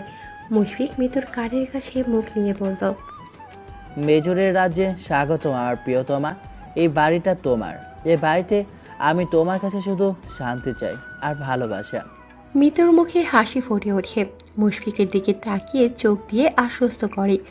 আস্তে ধীরে কটেজের ভিতরে যায়। নিচে বড় হল রুম, সোফা আর টিভির সংযোগে সাজানো। পাশে বড় কিচেন, অন্য পাশে দুটো রুম, মাঝখানে সিঁড়ি। মুশফিক ইশারা করে উপরে যেতে। মিতু সিঁড়ি বেয়ে উপরে উঠে আসে। উপরে 3টা রুম। এক রুমের এক পাশে বড় খোলা বারান্দা। এই রুমটায় মুশফিক থাকে। মিতুকে নিয়ে সেটাই যায়। মিতু রুমে ঢুকে মুগ্ধ হয়ে তাকিয়ে থাকে। রুমটা দেখেই বোঝা যায় ভীষণ রুচিশীল, মার্জিত মানুষের পছন্দ খুবই অনন্য। মুশফিকের বাসায় যেমন সাদার সমারোহ, এখানেও তাই, সব সাদা। সে বারান্দায় আসে, তারপর মুখ দিয়ে বলল, ওয়াও, এত সুন্দর! মিতুর সামনে উঁচু উঁচু পাহাড়। সে চোখের পলক ফেলার ভাষা হারিয়ে ফেলে। কতক্ষণ দাঁড়িয়েছিল জানা নেই। পেছন থেকে মুশফিক বলল, এখন থেকে প্রতিদিনই দেখতে পারবে। এখন আসো, গোসল করো। মিতু মুশফিকের দিকে তাকিয়ে আবারও মুখ ফিরিয়ে নেয়। মনে মনে ভাবে, শুধুমাত্র তোয়ালে পরে এইভাবে ঘুরছে কেন? ছি, মতলব কি? মেজরদের কি লজ্জা শরম থাকে না নাকি? মুশফিক বলল। যাও, আমার ডিউটি আছে মিতুল। মিতু সামনে এগিয়ে আসে। আমাকে মিতুল বলেন কেন? আমার পছন্দ, ভালো লাগে, মিষ্টি লাগে। মিতু হেসে রুমে যায়। লাগোয়া সুন্দর বাথরুমে ঢুকে আরেকবার মুগ্ধ হয়। দেয়াল ঘেঁষে বাথটাব আর সামনে সুন্দর জানালা। সেই জানালা দিয়ে পাহাড় দেখা যায়। গোসল করতে করতে প্রকৃতি দেখা যাবে। মিতু জলদি গোসল করে বেরিয়ে আসে। রুমে কেউ নেই। মিতু মাথা মুছতে মুছতে নিচে আসে। মুশফিক নাস্তা বানাচ্ছে, ফ্রোজের পরোটা আর ডিম ভাজি। আরেক চুলায় আদা দেওয়া রংচা। মিতু কাছে গিয়ে দাঁড়ায়। মুশফিকের হাতের কাজ দেখে বোঝা যাচ্ছে মুশফিক রান্নাবান্নায় দক্ষ। মুশফিক বলল, ভালো লাগছে। মিতু হেসে বলল। হ্যাঁ। মুশফিক টেবিলে এনে নাস্তা রাখে। মিতুকে পরোটা দিয়ে সে শসা, টমেটো, গাজর আর 1 কাপ চা খায়। মিতু অবাক হয়ে বলল, আপনি এসব খেয়েই থাকবেন? হ্যাঁ, পরোটা খান না? খাই মাঝে মাঝে। গতকাল রাতে পরোটা খেলাম না, সেটা তো আবার ছিল, তা এখন সালাদ দিয়ে কাটাকাটি। মিতু এবারে বসল। এমন পাথর কোঁদা শক্ত শরীরের রহস্য কি? সে নাস্তা করে বিছানায় চলে আসে। নরম তুলতুলে বিছানা। মিতু শোয়ার পরেই আরামে চোখ বন্ধ হয়ে গেল। কিছুক্ষণ পরে কপালে হাতের স্পর্শ পেয়ে মিতু চোখ খুলে তাকায়। কখন যে ঘুমিয়ে গিয়েছে বুঝেইনি। মুশফিক ইউনিফর্ম পরে প্রস্তুত। মিতু আস্তে করে বলল, এই, আপনাকে এত সুন্দর লাগছে কেন? মুশফিক মিতুর দিকে ঝুঁকে আসে। আমি তো মিতুর পর, তাই একটু আল্ট্রা লেভেলের সুন্দর। মুশফিকের কটেজের কিছুটা দূরে আরও 3টা একই মডেলের কটেজ। 4 জন অফিসারের 4টা কটেজ। মুশফিক আজকে কাজে মন বসাতে পারছে না। কম্পিউটারের সামনে বসে আছে, অথচ মনোযোগ স্ক্রিনে নেই। সে বারবার মোবাইলের দিকে তাকাচ্ছে। আসার সময় মিতুকে বলে এসেছিল ঘুম থেকে উঠে যেন তাকে ফোন দেয়, কিন্তু এখন 12টা বাজে, অথচ মিতু ফোন দেয়নি। আগে কখনো বাসায় যাওয়ার জন্য মন এত ছটফট করেনি, কিন্তু আজকে মন ছটফট করছে। কর্নেল ফারুক আহমেদের মুশফিকের ছটফট নজরে পড়ে। মুশফিক কাজ পাগল মানুষ, অথচ আজকে একটু পরে পরে ঘড়ির দিকে তাকাচ্ছে, যেন কারো প্রতীক্ষায় অপেক্ষারত। উনি মুশফিকের কাছে যায়। Major, are you okay? স্যারের কথা শুনে মুশফিক নড়ে চড়ে বসে। গমগমে গলায় প্রফেশনালভাবে বলল, ইয়েস স্যার। তোমাকে চিন্তিত লাগছে। Any problem? মুশফিক যে বিয়ে করেছে এই খবরটা এখনো কাউকে জানানো হয়নি। চাকরির সূত্রে তার বিয়ের পারমিশন আছে। মেজর যেহেতু নিজস্ব কটেজও পেয়েছে। সে বলল, নো স্যার। উনি মুশফিককে ভীষণ স্নেহ করেন। কাজের প্রতি এত সৎ আর কর্মঠ মানুষ উনি কমই দেখেছেন। তাছাড়া মনে মনে মুশফিককে নিয়ে আলাদা চিন্তাও আছে। উনি মুশফিকের কপালে হাত রেখে বললেন, শরীর ভালো আছে তো? ওনার কাজে মুশফিক বিব্রত বোধ করে, কিন্তু ওনাকে বসতে না দিয়ে স্বাভাবিক কণ্ঠে বলল, ঢাকা গিয়েছিলাম, তাই একটু ক্লান্ত লাগছে। তাহলে একটা ব্রেক নাও। মুশফিক এটাই বলতে চেয়েছিল। উনি বলাতে মুশফিকের ঠোঁটের কোণে কৃতজ্ঞতার হাসি ফুটে ওঠে। সে বলে, জি স্যার। 2টার সময় আবার চলে আসবে। Yes sir. মুশফিক দক্ষ হাতে জলদি গাড়ি চালিয়ে কটেজের সামনে এসে থামে। গাড়ি থেকে নেমে তার ভীষণ শান্তি অনুভব হয়। এতদিন তো এমন শান্তি লাগেনি, আজ কেন লাগছে? প্রশ্নটা শুনে মুশফিক নিজেই হাসে। সে জানে কেন ওকে এত শান্তি লাগছে, কারণ তার শান্তি ভোমরা বাসায়।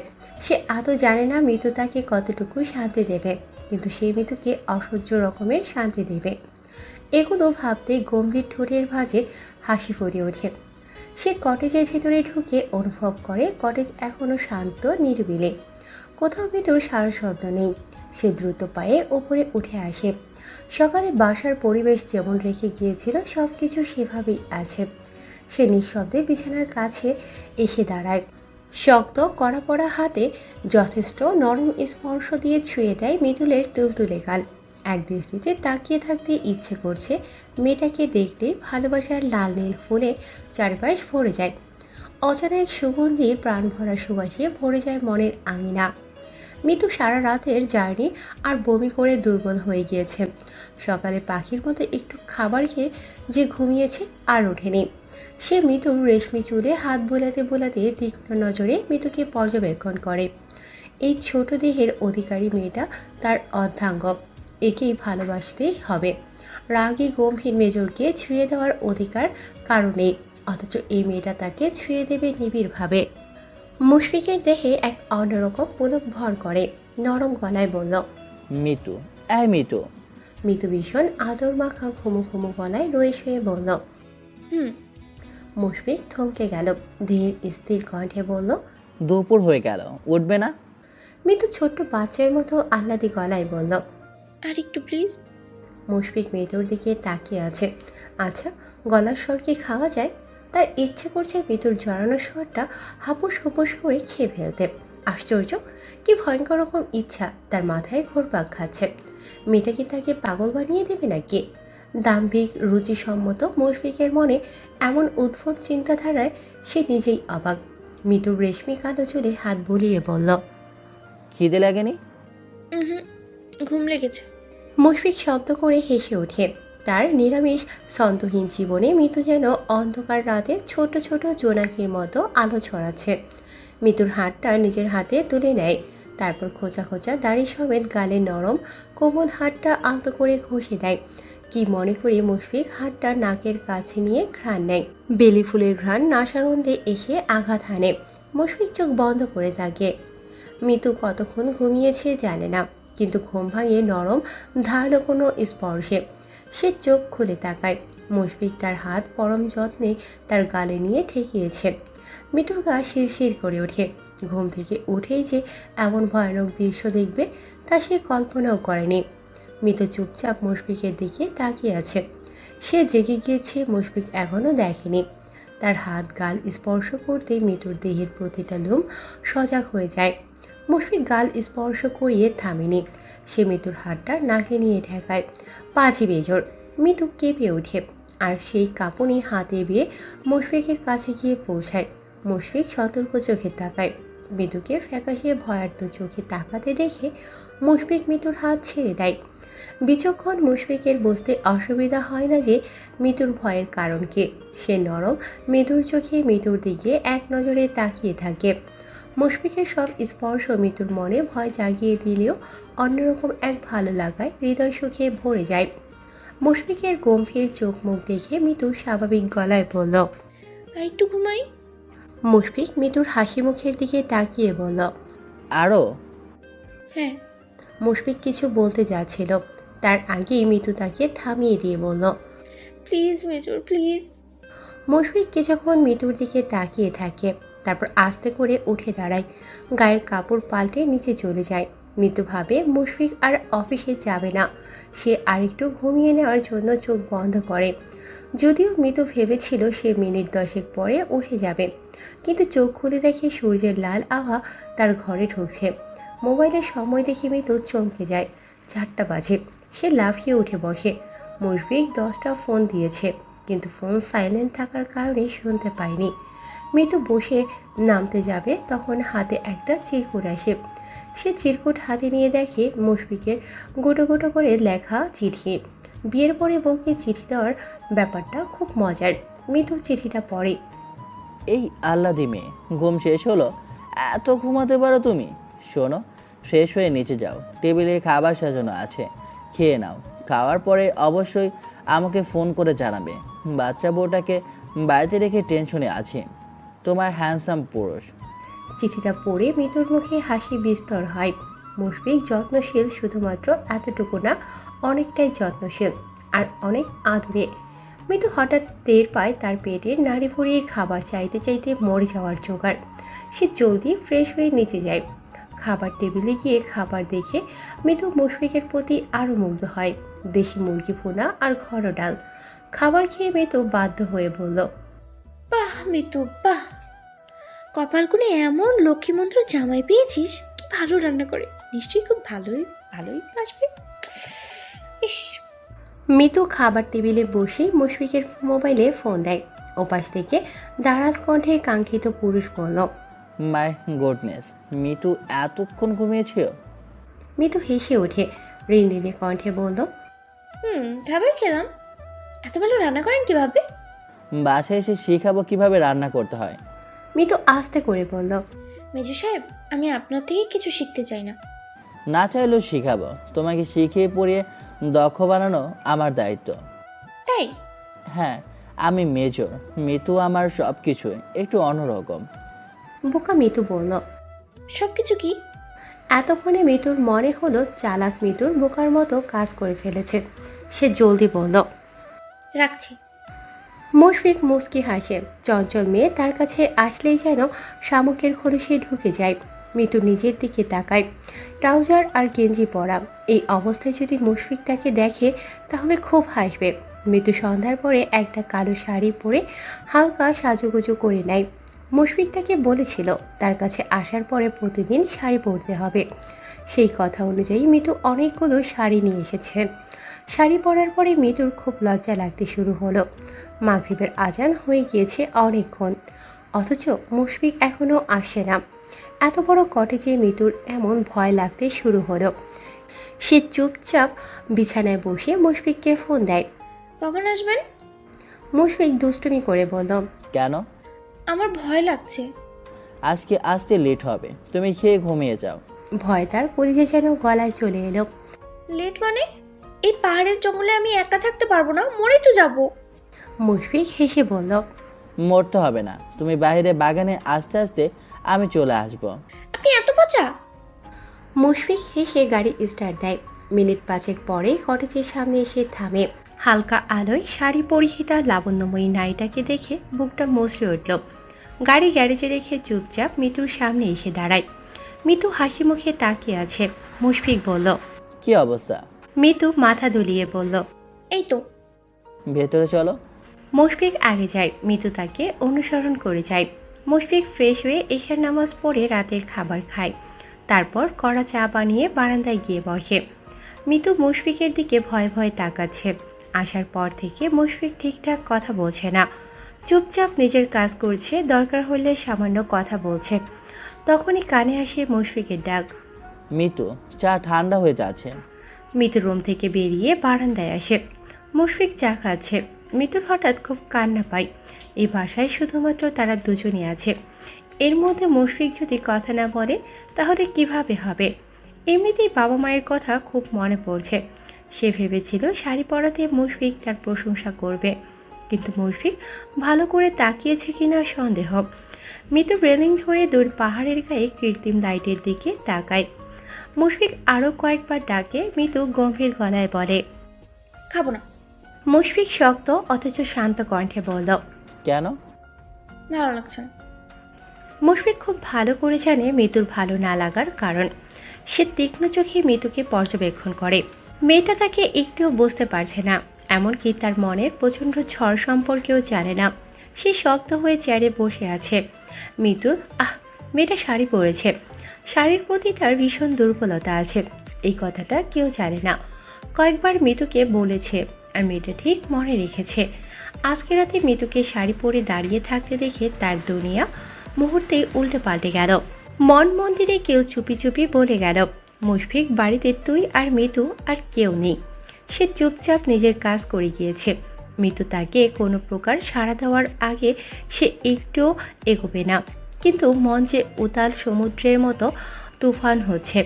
মন ভাঙাচি জেগে তার তীব্রতা প্রকাশ করতে মুখিয়ে আছে। সে নিজেকে যত সম্ভব কন্ট্রোলে রাখার চেষ্টা করছে, আর মিতু তার এই নিশ্চুপতায় অভিমান করেছে। মেয়েটা যদি জানতো। চেয়ারে হেলান দিয়ে মুশফিক মিতুকে দেখছে। দুধে আলতা গায়ের রঙের ওপর কালো শাড়ি, মিতুকে দেখতে চাঁদের মতো সুন্দর লাগছে। মুশফিকের আগে কখনো এমন হয়নি, কিন্তু আজকে যেন সব উল্টাপাল্টা হয়ে যাচ্ছে। যেন শক্ত খোলস ছেড়ে অন্য মুশফিক বেরিয়ে এসেছে, যে কিনা তার বউয়ের প্রেমে পড়ে গিয়েছে ভীষণভাবে। মিতু অভিমানী চোখে মুশফিকের দিকে তাকিয়ে আবার মুখ ঘুরিয়ে নেয়। মুশফিক সকল দিশা হারায়। মেয়েটা যেন তাকে চুম্বকের মতো টানছে। সে উঠে দাঁড়ায়, ধীর পায়ে মিতুর কাছে গিয়ে দাঁড়ায়। মিতু, মিতু মন খারাপ করে মুশফিকের দিকে তাকায়। মুশফিক আস্তে করে বলল। শাড়ি পরেছো কেন মেয়ে? মিতু আস্তে করে বলল। আপনার পছন্দ তাই। মুশফিক আস্তে করে বলল। ভীষণ ভুল করেছ। কেন? মুশফিক মুখে কিছু বলল না, ভীষণ গভীরভাবে তার দিকে তাকালো। এই দৃষ্টিতে মিতুর হৃদয় এফোর ওফোর হয়ে গেল। অন্তর জুড়ে শীতের মতো ঠান্ডা বাতাস নেমে এলো। মুশফিকের দৃষ্টিটা খুব নেশা মাখা মনে হলো। মিতু মাথা নিচু করে নেয়। মুশফিক দূর পাহাড়ের দিকে তাকিয়ে থাকে। কিছুক্ষণ পরে মিতু বলল। আমাকে সুন্দর লাগছে না? মুশফিক মিতুর দিকে তাকিয়ে থাকে। মিতু জবাবের অপেক্ষায় তাকিয়ে আছে। মুশফিক বলল। একটা কথা বলি, রাখবে? মিতু মুশফিকের গভীর চোখে নিজের দৃষ্টি হারিয়ে বলল। রাখবো। মুশফিক কোনো নাটকের নায়ক না, যে এমন পুতুল পুতুল বউ কাছে থাকলে নিজেকে পাথরের মতো আটকে রাখবে। সে আসলেই তার নিজের ইচ্ছা অভিব্যক্তি আড়ালে রাখতে পারল না। আস্তে করে বলল। তোমায় একটু জড়িয়ে ধরি। মিতু কেঁপে ওঠে, কিন্তু কিছু না বলে নিশ্চুপ থেকেই যেন সম্মতি দেয়। মুশফিক খুব নরমভাবে মিতুকে নিজের বুকে মিশিয়ে নেয়। মিতু কেঁপে ওঠে। মুশফিক তা খুব টের পায়। মিতু তার বুকের কাছে আছে। সে পরম আবেশে মিতুকে নিজের বুকের অশান্তির দাবন বোঝাতে যায়। কানের কাছে মুখ গুজে বলল। মিতুল। মিতু জড়ানো গলায় বলল। শাড়ি কেন পরেছ? এত সুন্দর লাগছে, আমি তো পাগল হয়ে যাচ্ছি। আগুন জ্বলছে মিতুল। ভীষণ ভদ্র, মার্জিত আর গম্ভীর মানুষের মুখে এমন কথা শুনে মিতুর দম আটকে যায়। মনে মনে বলে। প্রতিটা পুরুষ তার নিজস্ব নারীর কাছে ভীষণ অসভ্য, সে হোক না মেজর। মুশফিকের কথায় মিতুর অন্তরাত্মা থরথর করে কেঁপে ওঠে। সেই কাঁপন দেহে প্রবাহিত হয়। চোখের পাতা শক্ত করে বন্ধ করে নেয়। মুশফিক মুচকি হাসে। সামান্য কথায় আলতো স্পর্শ পেয়ে মিতু এমন কাঁপছে। বেশি ভালোবাসলে কি হবে? এই মেয়ে নির্ঘাত মরে যাবে। মুশফিকের কাছে মিতুর এমন কাঁপন খুব অবাক লাগছে। সে কি খারাপ কিছু করলো? সে তো শুধুমাত্র একটু কথাই বলল, যা কিনা স্বামী স্ত্রীর মাঝে খুবই স্বাভাবিক। মিতু ফট করে বলল। আমি প্রস্তুত না। মুশফিক ভ্রু কুঁচকে নেয়, চোখের দৃষ্টি তীক্ষ্ণ হয়। কিসের জন্য? মিতু জিভ দিয়ে ঠোঁট ভেজায়। মনে ভয়ের রাজা খামচে ধরে আছে। সে কিছু না বলে মুশফিকের দিকে তাকায়। মুশফিক মুহূর্তেই বুঝে যায় বালিকার মনে ঝড়, ভয়, লজ্জা। তার ঠোঁটে মুচকি হাসি ফুটে ওঠে। মেয়েটা কি ভেবেছে সে এখনই জাপটে ধরে সব আদায় করে নেবে? সে কিছুক্ষণ চুপ থেকে বলল। কথা বলো। মিতু মাথা নেড়ে বলল। কিছু না। বলো। মিতু আমতা আমতা করে বলল। আমি আসলে। মিতু, আমি এতটা হিংস্র নই যে কাছে আনার পরে নিজের হিংস্রতা প্রকাশ করার জন্য মুখিয়ে আছি। তুমি আমার সেই শুধুমাত্র কয়েকদিন বা কয়েক মাসের জন্য না, সারা জীবনের জন্যই তুমি আমার। এতে জোর জবরদস্তির কিছুই নেই। আমরা একে অপরের আগে বন্ধু হিসেবে পরিচয় করাই, তারপর বাকিটা। আর তুমি ভাবলে কি করে আমি তোমার সম্মতি ব্যতীত কোনো পদক্ষেপ নেব? মিতু জিভে কামড় দিয়ে বলল। আল্লাহ, আপনি কত ফার্স্ট চিন্তা করেন। ফার্স্ট না, এটা তোমার মনের কথাই। কি ভেবেছো এখানে আসার পরে প্রধান কাজ হবে শারীরিক সম্পর্ক করা, তাই না? মিতু আস্তে করে বলল। এটি কি স্বাভাবিক নয়? মুশফিক থমকে যায়। চোখ মেলে তাকায় কালো শাড়িতে জড়ানো মিষ্টি মেয়েটার দিকে। মেয়েটা আসলে কি চায়? এখন বলে সে প্রস্তুত না, আবার এখনই বলছে কাছে আসাই স্বাভাবিক। কি জানি, আর তো বিয়ে করিনি, এটাই প্রথম বিয়ে। মিতু অবাক হয়ে বলল। এসব জানতে হলে আরো বিয়ে করে অভিজ্ঞ হতে হয়, জানতাম না তো। মুশফিক অবুঝ ভান করে বলল। না জানলে তো বিয়ে করেই অভিজ্ঞতা অর্জন করতে হবে। মিতু মুশফিকের পাথরের মতো শক্ত বুকে ধাক্কা দিয়ে বলল। মুশফিক বুকে হাত দিয়ে মুচকি হাসে। মিতু মুগ্ধ হয়ে মুশফিকের হাসির দিকে তাকিয়ে আছে। হাসিটা বরাবরের মতোই সুন্দর, হৃদয় ছোঁয়া। মিতু মুশফিকের ভালো করে পর্যবেক্ষণ করে।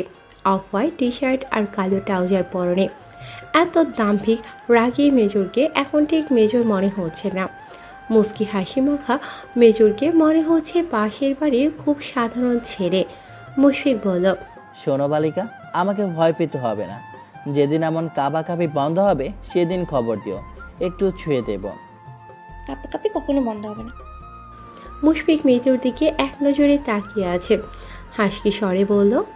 আমি অপেক্ষা আছি। কিসের? মুশফিক একগাল হাসে। বিয়ে করার পরে স্ত্রীর কাছে পাওয়ার জন্য যে এত প্রশ্ন শুনতে হবে তা কে জানতো। মাথা ঝুঁকিয়ে বলল। নাথিং। মিতু মুশফিকের হাসির দিকে তাকিয়ে বলল। মেজর, আপনি খুব খারাপ। সেটা তো প্রথম দিন থেকেই। মিতু চুপ করে থাকে। মুশফিক বলল। শোনো, আমাকে এত ভয় পেতে হবে না। আমি কোনো রাক্ষস না, আমি তোমার স্বামী। আর এই দুনিয়ায় মেয়েদের শান্তির ভরসার আপনজন হলো তার স্বামী। তো নর্মাল থাকো, ওকে? মুশফিক এসব কিছু মিন করে মিতুর কাছে আসেনি, অথচ সে কত কি ভেবে নিয়েছে। মুশফিকের কথায় তার সম্মান বেড়ে গেল। মিতু মাথা নেড়ে সম্মতি জানালো। মিতুর দিকে তাকিয়ে মুশফিক হেসে ওঠে। তার হাসি দেখে মিতু বলল। হাসেন কেন? মুশফিক ঠোঁট চেপে নিজের হাসি নিয়ন্ত্রণে আনলো। আচ্ছা, হাসবো না। মিতু মুশফিকের দিকে তাকিয়ে আছে। এই যে কেমন শান্ত সুরে কথা বলছে, মুস্কি হাসে। কে বলবে এই ছেলে খুব রাগী গম্ভীর? সে ভাবল একটু আগে বেশি প্রতিক্রিয়া জানিয়ে ফেলেছে। বিয়ে যেহেতু হয়েছে, হাজবেন্ড অবশ্যই কাছে আসবে, সম্পর্ক সহজ করার চেষ্টা করবে। কিন্তু সে কিনা একটা ইনম্যাচিউর মেয়ের মতো প্রতিক্রিয়া জানিয়ে ফেলেছে। মিতু বলল। শাড়ি পরেছি হ্যাঁ, দেখলাম। আপনার জন্য। মুশফিক শান্ত চোখে তাকিয়ে বলল। আচ্ছা। মিতুর এবার অভিমানে হলো। ওনার জন্য শাড়ি পরেছে, অথচ উনি কোনো প্রশংসা করলো না। অথচ সে কান জোড়ানো প্রশংসা শুনতে চাইছে। কেউ সাজুগুজু করলে প্রশংসা করতে হয়। মুশফিক গম্ভীর হয়ে মিতুর দিকে তাকিয়ে আছে। তারপর বলল। একটু প্রশংসা করাতে যে প্রক্রিয়া এসেছে, বেশি প্রশংসা করলে তুমি মরে যাবে। তখন টিভিতে ব্রেকিং নিউজ হবে। জনসাধারণকে রক্ষা করার দায়িত্ব যার কাঁধে, তার হাতে স্ত্রী খুন। ওহ মাই গড। মুশফিকের কথা শুনে মিতু খিলখিল করে হেসে ওঠে। মুশফিক মুগ্ধ হয়ে মিতুর দিকে তাকিয়ে আছে। মিতু, অনেকদিন বাসে যেতে পারবো না বলে আমি তোমাকে আমার কাছে নিয়ে এসেছি। আমি নিজেকে কন্ট্রোল করে নিতে পারবো। তুমি স্বাভাবিক থেকো, দ্যাটস ইট। মিতুর মুখে হাসি ফুটে ওঠে। মুশফিকের প্রতিটা কথা তাকে মুগ্ধ করেছে। সে মুশফিকের দিকে হাত বাড়িয়ে দেয়। ফ্রেন্ডস? মুশফিক ঠোঁট টিপে টিপে বলল। এত বড় ছেলের বন্ধু হবে? মিতু আস্তে করে বলল। এত বড় ছেলেটা আমার পর? মুশফিক মিতুর হাতটা ধরে বলল। ওকে। মিতু আর মুশফিক কাছাকাছি দাঁড়িয়ে আছে। মুশফিক মিতুর হাতটা তখনও নিজের বলিষ্ঠ হাতের মুঠোয় পুরে রেখেছে। পাহাড়ের ঠান্ডা বাতাস তাদের ছুঁয়ে দিচ্ছে। মুশফিক অভ্যস্ত হলেও মিতুর ঠান্ডা লাগছে। সে আস্তে করে বলল। আমরা কি পাহাড়ের উপরে আছি? পাহাড়ের ওপরে না, কিন্তু মাঝে, গহীন পাহাড়ের মাঝে। মুশফিক মিতুর হাতটা উপরে তুলে ধরে। বৃদ্ধা আঙুলি দ্বারা হাতে স্পর্শ করে বলল। মিতু, হুম। তুমি আমার জীবনের প্রথম নারী। আমি চেষ্টা করব তোমাকে খুশি করতে। মিতু চোখে আশ্বস্ত করে বলল। আমিও। রাতে ঘুমাতে গিয়ে তারা আরও বিপাকে পড়ে। মিতুর সাথে বিছানা শেয়ার করতে চাইলে যদি মিতু তাকে সস্তা ভাবে, সে বলল। মিতু, তুমি এই রুমে থাকো, আমি পাশের রুমে আছি। মিতু মুশফিকের অস্বস্তির কারণ বুঝল। সে মাথা নেড়ে সায় জানালো। মুশফিক চুপচাপ শুয়ে আছে। ইচ্ছে করছে ছুটে পাশের রুমে যেতে, গিয়ে মিতুকে বলতে যে। মিতু, আমি শুধু তোমার পাশে শুয়ে থাকবো, আর কিছু করব না। আমরা একসাথে থাকি। স্বামী স্ত্রী দূরে থাকা খারাপ কথা, একটু ভালো কথা নয়। কিন্তু দাম্ভিক গম্ভীর মুশফিক এসব মুখে বলতে পারল না। সে চুপচাপ ঘুমানোর চেষ্টা করে। সব ঠিক ছিল, একা থাকার অভ্যাস মিতুর আছে। শুয়ে পড়ার পরেও তার ঘুম আসছিল না। সে এপাশ ওপাশ হয়ে ছটফট করে। রাত গভীর হয়ে যাওয়ার পরেও মিতুর চোখে ঘুমের দেখা নেই। হঠাৎ কানে আসে বন্য কোনো প্রাণীর হুঙ্কার। শুকনো পাতায় কেউ হাঁটলে যেমন মর্মর শব্দ হয়, তেমন শব্দ, যেন কেউ হাঁটছে। কারো কথার শব্দ, হাসির শব্দ। মিতুর মনে হতে লাগলো কেউ তার গলা টিপে ধরতে আসে। ভয়ে সে উঠে বসে। মোবাইলের আলো জ্বালিয়ে সে মুশফিকের রুমের দিকে ছুটে যায়। সারাদিনের পরিশ্রমে মুশফিক ক্লান্ত ছিল। সে ঘুমিয়ে আছে। ভারী নিঃশ্বাস সারা রুম ঘুরছে। মিতু আস্তে করে মুশফিকের পাশে শুয়ে পড়ে। মুশফিক এসি অন করে ঘুমিয়েছে। বাধ্য হয়ে মিতু মুশফিকের কম্বল টেনে গায়ে দেয়। আবছা আলোয় মুশফিকের দিকে তাকিয়ে আবিষ্কার করে মুশফিকের প্রেমে সে একটু একটু করে ডুবে যাচ্ছে। এই প্রেম সাগর থেকে কখনো সে উঠতে পারবে না। এই যে কাছে আসার পরে সকল ভয় দূর হয়ে সেখানে জায়গা নিয়ে নিয়েছে এক আকাশ ভালো লাগা। মিতু নিশ্চিত মনে ঘুমিয়ে যায়। তখনও ভোর হয়নি। সাধারণত ফজরের আজান দিলেই মুশফিক উঠে যায়, কিন্তু আজকে তার ব্যতিক্রম হলো। মাঝরাতে ঘুম ভাঙল। সে অনুভব করে তার বুকের মাঝে নরম একটা দেহ লুটিয়ে আছে। দুহাতে তাকে জড়িয়ে ধরে বুকে মাথা রেখে নিশ্চিন্ত মনে ঘুমোচ্ছে। মিতুর গরম নিঃশ্বাসের জন্যই তার ঘুম ভেঙেছে। মুশফিকও মিতুকে জড়িয়ে রেখেছে। মুশফিকের মনে হলো তার হৃৎপিণ্ড লাফিয়ে বাহিরে চলে আসবে। ঠোঁট শুকিয়ে চৌচির, মন বাঙাচি। ঝুপ করে মাথা তুলে তাকায়। নরম তুলতুলে দেহটাকে পিষে ফেলার অদম্য ইচ্ছা অনেক কষ্টে সংবরণ করে নেয়। মনে করে সন্ধ্যায় কথা দিয়েছে, আকস্মিক কিছু করবে না। মিতুকে আস্তে করে একটু উপরে উঠিয়ে নাকের সাথে নাক স্পর্শ করে। মুশফিক নিজেই কেঁপে ওঠে। ফিসফিস করে বলল, মিতুল, আমি তো সময় দিতে চাচ্ছিলাম, কিন্তু তুমি কি সময় নিতে চাও না? কাছে যাব না বলেই তো এই রুমে আসলাম, কিন্তু তুমি আমার কাছে চলে এলে। শুনো, আমি একজন পুরুষ। তোমার এই সুগন্ধি আমাকে মাতাল করে দিচ্ছে। মুশফিক থেমে মিতুকে নিজের বুকে আরেকটু মিশিয়ে নেয়। সে আবার বলল, এই মেয়েটাকে কবে থেকে যে এত ভালোবাসা শুরু করলাম। এই মেয়ে, তুমি কি জানো তোমার মাঝে আমি আমার জীবন খুঁজে পাই? মিতুর নড়িয়ে ওঠে। লোমশ বুকে নাক ঘষে দেয়। মুশফিক শক্ত করে চোখ বন্ধ করে নেয়। মনে মনে ভাবে, মিতুকে না আনলেই ভালো হতো। দৌড় পাহাড়ি মিতু ছুটে যাচ্ছে দিক বেদিক। আতঙ্কে সারা মুখ ফ্যাকাশে হয়ে গিয়েছে। তার পেছনে তাকে তাড়া করছে এক লাল রঙা কুকুর। মিতু দৌড়াতে দৌড়াতে পাহাড়ের কিনারায় চলে আসে। অচেনা জায়গা, অচেনা রাস্তা। কোন দিকে যাবে মিতু ঠাউর করতে পারে না। এদিক ওদিক তাকিয়ে কোনো আলোর দেখা না পেয়ে মিতু ভয়ে ভয়ে লালা ভরা জিভ বের করা কুকুরের দিকে তাকায়। ছোটবেলা থেকেই কুকুরের প্রতি তার খুব ভয়। যেখানে কুকুর থাকতো সেখান থেকে 100 হাত দূরে দিয়েও সে যেত না। কিন্তু আজকে কিনা সেই ভয়ের জিনিসটাই তাকে তাড়া করছে। কুকুরটা কি হাসলো? কুকুর হাসে নাকি? কিন্তু মিতু মনে হলো কুকুরটা হাসে। সে আস্তে আস্তে পিছু হাঁটতে থাকে আর কুকুরটা সামনে আসতে থাকে। কুকুরটা মিতুকে কামড়াতে যাবে তখনই কারো উচ্চ চিৎকার মিতুর কানে আসে। দূর থেকে দেখেও মিতু মানুষটাকে এক নিমেষেই চিনে ফেলে। মেজর। মুশফিক দ্রুত পায়ে তার দিকে এগিয়ে আসে। মিতু ফুপিয়ে উঠল। কাঁপা কাঁপা কণ্ঠে বলল, মেজর মেজর, আমি খুব ভয় পাচ্ছি, আমাকে বাঁচান প্লিজ। মুশফিক আর ঘুমোয়নি। এমন পুতুল পুতুল বউ কাছে রেখে ভালো ছেলে হয়ে ঘুমানো বেশ কষ্টসাধ্য ব্যাপার। মনে দেহে আনাগোনা হচ্ছে হাজারো ইচ্ছার। সে ঘুমন্ত মৃত্যুর দিকে এক দৃষ্টিতে তাকিয়ে আছে। তার ঘন কাণ্ড ভ্রযুগল কুচকানো। সে তীক্ষ্ণ চোখে মৃতকে দেখছে। ঘুমের মাঝেই মেয়েটা থরথর করে কাঁপিয়ে ফুপিয়ে উঠছে। পাতলা মসৃণ ঠোঁটগুলো ফুলিয়ে বাচ্চাদের মতো কাঁদছে। ক্ষণে ক্ষণে শক্ত করে আঁকড়ে ধরে রেখেছে মুশফিকের হাতের পেশিবহুল বাহু। মুশফিক মিতুর এমন আচরণের কারণ কি সেটাই তাকে ভাবাচ্ছে। মিতু, কি স্বপ্ন দেখছো? হয়তো স্বপ্ন না দেখলে এমন করার প্রশ্নই আসে না। মিতু তাকে কয়েকবার মেজর বলে ডাকে। মুশফিক ধাতস্থ হওয়ার আগেই আবার মেজর বলে ডাকে আর ফিসফিস করে কিছু বলে। দক্ষ ট্রেনিংপ্রাপ্ত আর্মি অফিসারের কানে এই ফিস ফিস করে বলা কথাগুলোই স্পষ্ট হয়ে যায়। সে মিতুকে বুকে নিয়ে বলল। মিতুর এই। মেজরের নরম কণ্ঠের ডাক মিতুর কানে পৌঁছায় না। সে ভয়ে আতঙ্কে চিৎকার করে ওঠে। মুশফিকের বুকে লুকিয়ে যেতে চায়। মুশফিক আরও যত্ন করে মিতুকে বুকে জায়গা দেয়। আস্তে করে বলল। কি হয়েছে? মিতু ততক্ষণে ঘেমে চোখের পানিতে একাকার।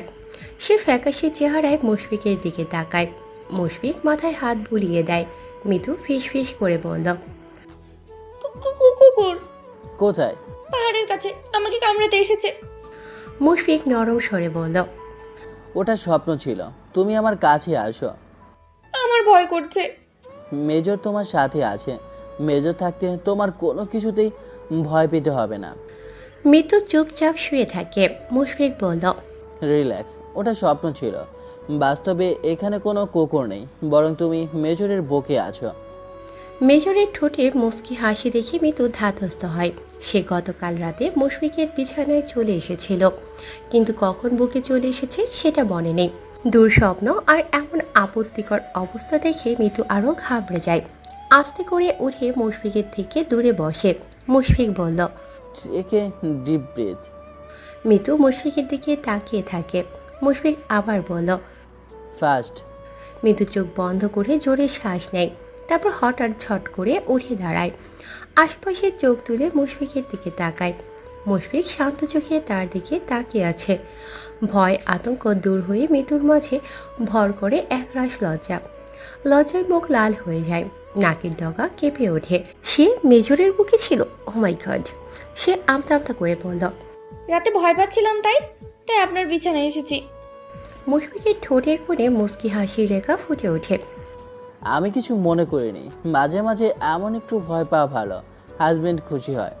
মানে বৌনি কি মিতুর সান্নিধ্য কামনা করেন? বিস্ফোরিত আঁখি মিলিয়ে তাকিয়ে থাকে সুদর্শন মেজরের দিকে। আমরা মানে? মেজর মিতুর মনের সুপ্ত কথা বুঝে যায়।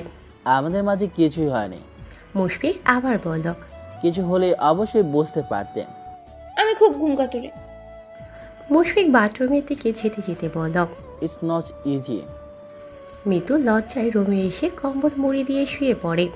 মেজরকে সবাই যেমন ভদ্র মনে করে, এই লোক কিন্তু আসলে এত ভদ্র না। সে খুব দুষ্ট। মুশফিক নামাজ পড়তে এসে দেখে মিতু ঘুমিয়ে গিয়েছে। সে আস্তে করে ডাকে। মিতু, নামাজের সময় চলে যাচ্ছে। মিতু চোখ খুলে তাকায়। সাদা পাঞ্জাবি টুপি পরনে মুশফিককে কি যে ভালো লাগছে মিতু বোঝাতে পারবে না। সুন্দর এক আতরের ঘ্রাণে তাকে আচ্ছন্ন করে ফেলে। সে মুশফিকের দিকে তাকিয়ে থাকে। মুশফিক আবার বলল। ওঠো। মিতু উঠে বসে। মুশফিক বলল। যাও, অজু করে আসো। মুশফিক নামাজে দাঁড়ায়। মিতু মুগ্ধ হয়ে তাকিয়ে আছে। একটা লোক এত সুন্দর হয় কি করে? নাকি তার চোখে মানুষটা এত সুদর্শন? মুশফিক নামাজ শেষ করে মিতুর দিকে তাকিয়ে দেখে মিতু ঠায় বসে আছে। যাও। মিতু আমতা আমতা করে বলল। আসলে আমার মুশফিক মিতুর সমস্যাটা বুঝতে পারে। সে তাকে লজ্জা দিতে ইচ্ছুক না। ইটস ওকে, নর্মাল ব্যাপার। আমার কাছে এত লুকানোর কিছুই নেই। মিতু আস্তে করে শুয়ে পড়ে। মুশফিকের কথায় লজ্জা পেলেও ভালো লাগা ছিল। মুশফিক নাস্তা রেখে অফিসে চলে যায়। এখন সৈনিকদের ব্যায়ামের সময়। মুশফিক চলে যাওয়ার পরে মিতু উঠে বসে। এতক্ষণ মিতু ঘুমের ভান করেছিল। মুশফিকের সামনে এলেই কেমন লজ্জা লাগে। তাছাড়া বোঝা যাচ্ছে মুশফিক বেশ ফ্রি মাইন্ডেড আর খুব যত্নশীল। সারাদিন মিতু একা একা কাটায়। মুশফিককে ফোন দিতে পারত, কিন্তু দেয়নি। কেমন আড়ষ্ট হয়ে আছে। সন্ধ্যা নামলেই মিতু রুমে চলে আসে। লজ্জা দূর হয়ে সেখানে ভর করেছে অভিমান।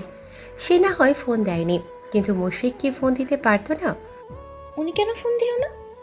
আজকে মিতু অভিমান করেছে, তাই শাড়ি পরেনি, থ্রি পিস পরেছে। মিতু বিমর্ষ হয়ে বারান্দায় এসে দাঁড়ায়। সন্ধ্যা পেরিয়ে গিয়েছে সেই কখন। এখনও মুশফিকের আসার নাম নেই। তার মন অন্ধকারের কালো মেঘে ছেয়ে আছে। যে কোনো সময় বাঁধ ভেঙে বৃষ্টি নামবে। তখনই দেখে সামনের কটেজের কাছে মুশফিকের সবুজ জিপ গাড়ি থামে। সেখান থেকে লম্বা এক তরুণী বেরিয়ে আসে। লাইটের আলোয় স্পষ্ট দেখা যাচ্ছে মেয়েটা হেসে হেসে মুশফিকের সাথে কথা বলছে আর হাত নেড়ে বিদায় জানায়। মিতু চুপচাপ সবকিছু পর্যবেক্ষণ করে। কিছুক্ষণ পরে মুশফিক আসে। অভিমানী কর্ণার গম্ভীর মুখ তার নজরে আসে। কিছু না বলে রুমে যায়। তার কয়েক মিনিটের মাঝে ফ্রেশ হয়ে আসে। মিতু তখনও ওখানেই দাঁড়িয়ে আছে। মুশফিক কাছে এসে দাঁড়ায়। আমার মোবাইলে চার্জ ছিল না, তাই ফোন দিতে পারিনি। তুমি অপেক্ষায় ছিলে? না, সমস্যা নেই। হাসি মুখ যখন গম্ভীর হয়ে যায় তখন বুঝতে অসুবিধা হয় না যে সমস্যা আছে কি নেই। সে মাথা কাত করে মিতুকে দেখার চেষ্টা করে বলল। রাগ করেছো? না। সরি। মিতু ফুঁসে ওঠে। সরি? কিসের সরি? সারাদিন একা ছিলাম। আপনি জানেন একা থাকা কত কষ্ট? একটু ফোনও দেননি, নিষ্ঠুর লোক। প্রিয়তমার অভিমানী মুখ দেখতে তার খুব ভালো লাগছে। সে হেসে বলল। এই জন্য বুঝি আমাকে শাস্তি দেওয়া হচ্ছে? মিতু ফ্রুকুসকে তাকিয়ে থাকে। মুশফিক বলল। শাড়ি পরনে যে 3 পিস পরে আমাকে শাস্তি দিচ্ছ। বউকে শাড়ি পরা না দেখলে বুকে যন্ত্রণা হয়। মিতুর গম্ভীর মুখে হাসি ফুটে ওঠে।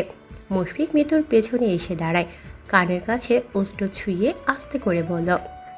আজ সারাদিন এত ব্যস্ত ছিলাম, বাসায় যাওয়ার সুযোগও পাইনি। সরি সোনা, প্লিজ শাড়ি পরে আসো, তোমাকে ওভাবেই দেখতে চাই। মিতুর খুব সুখ অনুভব হয়। সে চুপ করে থাকে। মুশফিক আবার অনুরোধ করে বলল। প্লিজ। মিতু শাড়ি পরে। ততক্ষণে মুশফিক নিচে টিভি দেখছে। মিতু শাড়ি পরে নিচে যায়। মিতুকে দেখে মুশফিক বলল। এখন দেখে মনে হচ্ছে এটা মেজরের বউ। মিতু হাসে। মুশফিকের থেকে দূরত্ব রেখে বসে। কিন্তু মুশফিক এইটুকু দূরত্ব রাখতে নারাজ।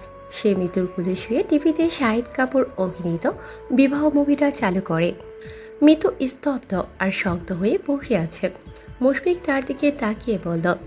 মিতু, এমন করে বসো। এখন থেকে আমরা একসাথে মুভি দেখলে আমি তোমার কোলে শুয়ে পড়বো।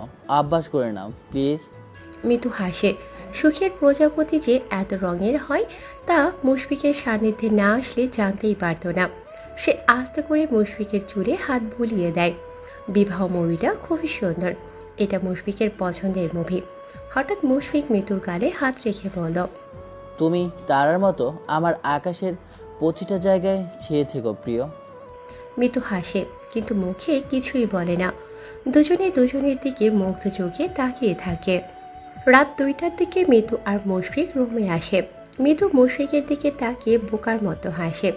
মুশফিক ট্রাউজার পরে মিতুর দিকে তাকিয়ে আছে। তার হাসি দেখে ঘন কালো ভ্রু কুঁচকে বলল। কি সমস্যা? মিতু ততক্ষণে মুশফিকের বুকের দিকে তাকিয়েছে। পেশিবহুল বাহু, পেটানো শরীর, মেদহীন ঝরঝরে গা। মিতু বরাবরের মতো মুগ্ধ চোখে তাকিয়ে থাকে। মিতুর দৃষ্টি অনুসরণ করতে বুদ্ধিমান মেজরের কয়েক সেকেন্ডও লাগল না। মুশফিকের পুরো ঠোঁটের ভাঁজে কিঞ্চিত মুচকি হাসির রেখা ফুটে ওঠে। মিতুর লজ্জা মাখা হাসি দেখে মুশফিক বলল। লজ্জা পাচ্ছ কেন অযথায়? অযথা এমন করে কেউ ঘুরে বেড়ায়? মুশফিক বুঝেও না বোঝার ভান করে। ঠোঁট উল্টে বলল। কেমন করে? মিতু আস্তে করে বলল। এমন আদুর গায়ে? মুশফিক অন্তর্বেদী দৃষ্টি মেলে মিতুর দিকে তাকিয়ে বলল। তো সমস্যা কি? It's my bedroom. Hello major, আপনার বেডরুমে এখন আরেকটা মানুষ আছে, তাও মেয়ে মানুষ, সুতরাং কাপড় চোপড় পরে ঘুরবেন? হ্যাঁ, একটা মেয়ে আছে যে কিনা আমার বউ, আমার একমাত্র বউ। মিতু থমথমে গলায় বলল। ইস, বউ হয়েছে বলে কি এমন করে ঘুরবেন? হ্যাঁ, এটা স্পেশাল মুহূর্ত। মিতু দেখল মুশফিক তার দিকে এগিয়ে আসে। তার মুখের কাছে মুশফিকের লোমশা। মুখের সব পক পক মুহূর্তেই গলায় আটকে যায়। সে আস্তে করে বলল। আপনার লজ্জা করে না? মুশফিক মাথা নিচু করে মিতুর দিকে তাকিয়ে বলল। লজ্জা? কিসের লজ্জা? মিতু আস্তে করে পিছু হাঁটিয়ে। এই যে আমার সামনে গা দেখিয়ে ঘুরছেন। উফ, তুমি আমার বউ। এত কথা না বলে গেঞ্জি পরে ঘুরতে পারেন। কেন আমার ড্যাশিং বডিটা দেখে ক্রাশ খাচ্ছ? মিতু মুশফিকের ঝুঁকে আসা মুখের দিকে তাকিয়ে মনে মনে বলল। ভাই, শুধু আপনার বডি না, আপনার সব কিছুর উপরে ক্রাশ খেয়ে ফেলেছি। মুখে বলল। না না, আমি ক্রাশ টাশ খাই না। তাই? ওকে। প্লিজ গা ঢাকেন। তোমার সমস্যা কি মিতু? মিতু কি করে বলবে তার কি সমস্যা। মুশফিককে এমন অবস্থায় দেখলে কেমন পাগল পাগল লাগে। কানে কানে কেউ বলে যায় সামনের মানুষটা তার, শুধুমাত্র তার। আপনি না মেজর, আপনার লজ্জা নেই কেন আজও? এটা কেমন কথা? আমি মেজর বলে আমার কি নাক অব্দি লজ্জার চাষ থাকবে? উফ, যা বলছি সেটা করেন। গেঞ্জি পরবো না, তুমি চাইলে বাকিটাও খুলে ফেলতে পারি। মিতু চোখ খিচে বলল। ছি ছি। মুশফিক আরেকটু সামনে এসে বলল। আফটার অল আমি মেজর, মেজররা সবার সামনে এক, বউয়ের সামনে একটু খারাপ। মুশফিক এগিয়ে আসে। মিতু আর পেছনে যেতে পারছে না। সে মুশফিকের বুকে হাত রেখে তাকে আটকায়। আসলেই মুশফিক খুব বেশি রোমান্টিক। মিতু ভেবেছিল আর্মিরা বোরিং হয়, কিন্তু তার মেজরটা তো মাখনের মতো সফট, দেখলেই একটু আদর করে দিতে ইচ্ছে করে। সে বলল। এত কিছু জানেন কি করে? আগেও বিয়ে করেছেন নাকি? এমনি জানা যায়, বিয়ে করা লাগে না। মুশফিক মিতুর হাত উপেক্ষা করে এগোতে চায়। মিতু চোখ পাকিয়ে বলল। এগোচ্ছেন কেন?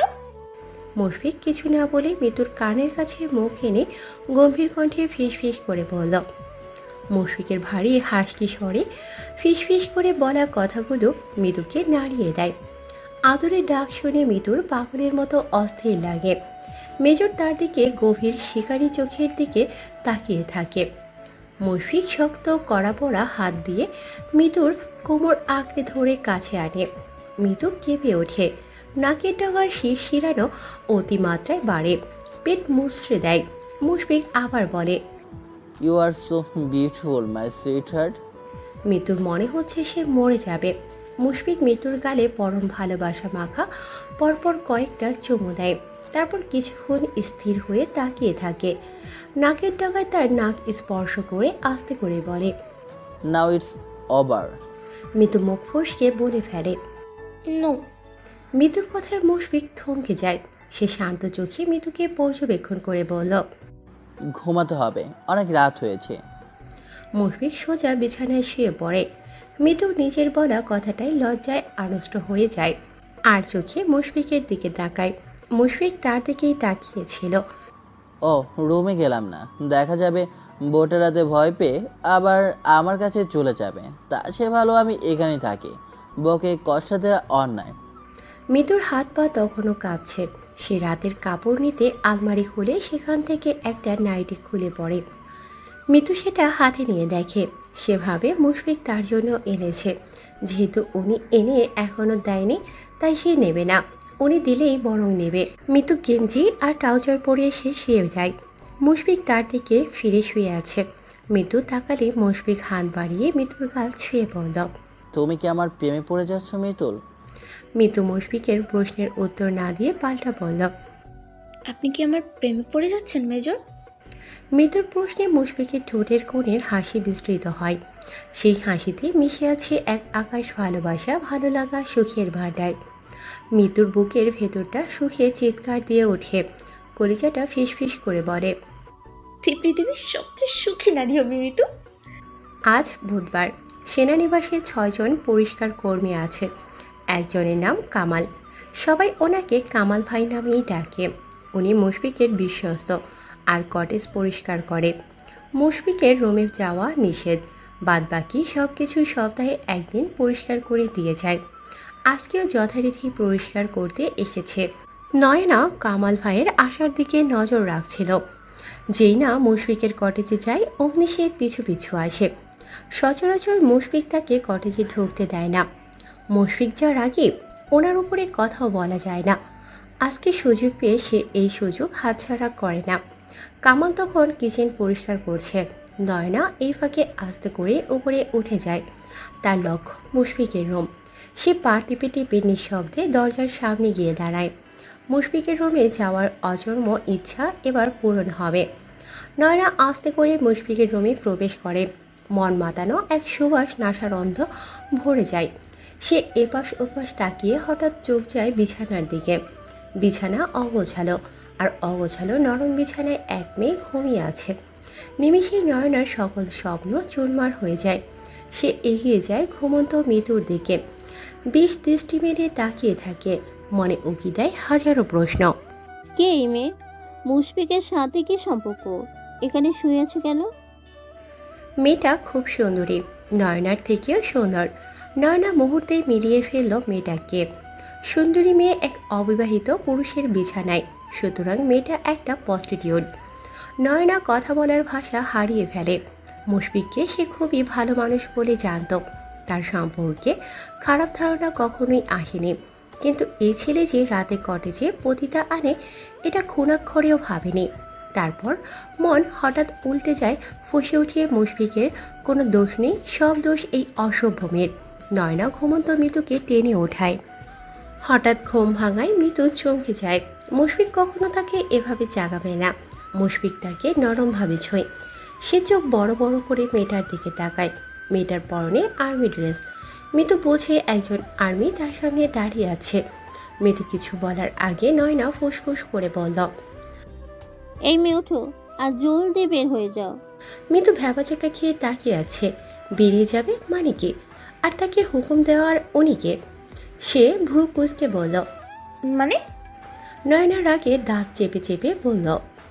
কোনো পতিতার বাসা না এটা, সুতরাং বের হ। মৃত্যুর অবাকের পাল্লা হই হই করে বাড়ছে। এটা কার বাসা? আমার বয়ফ্রেন্ডের বাসা। মৃত্যুর বুকটা মুচড়ে ওঠে। বয়ফ্রেন্ড? কালকে রাতে কি এই মেয়েটাই মুশফিকের জিপ থেকে নেমেছিল? মুশফিক কি আমাদের বিয়ের কথা কাউকে বলেনি? মৃত্যু শক্ত চোখে মেয়েটার দিকে তাকিয়ে আছে।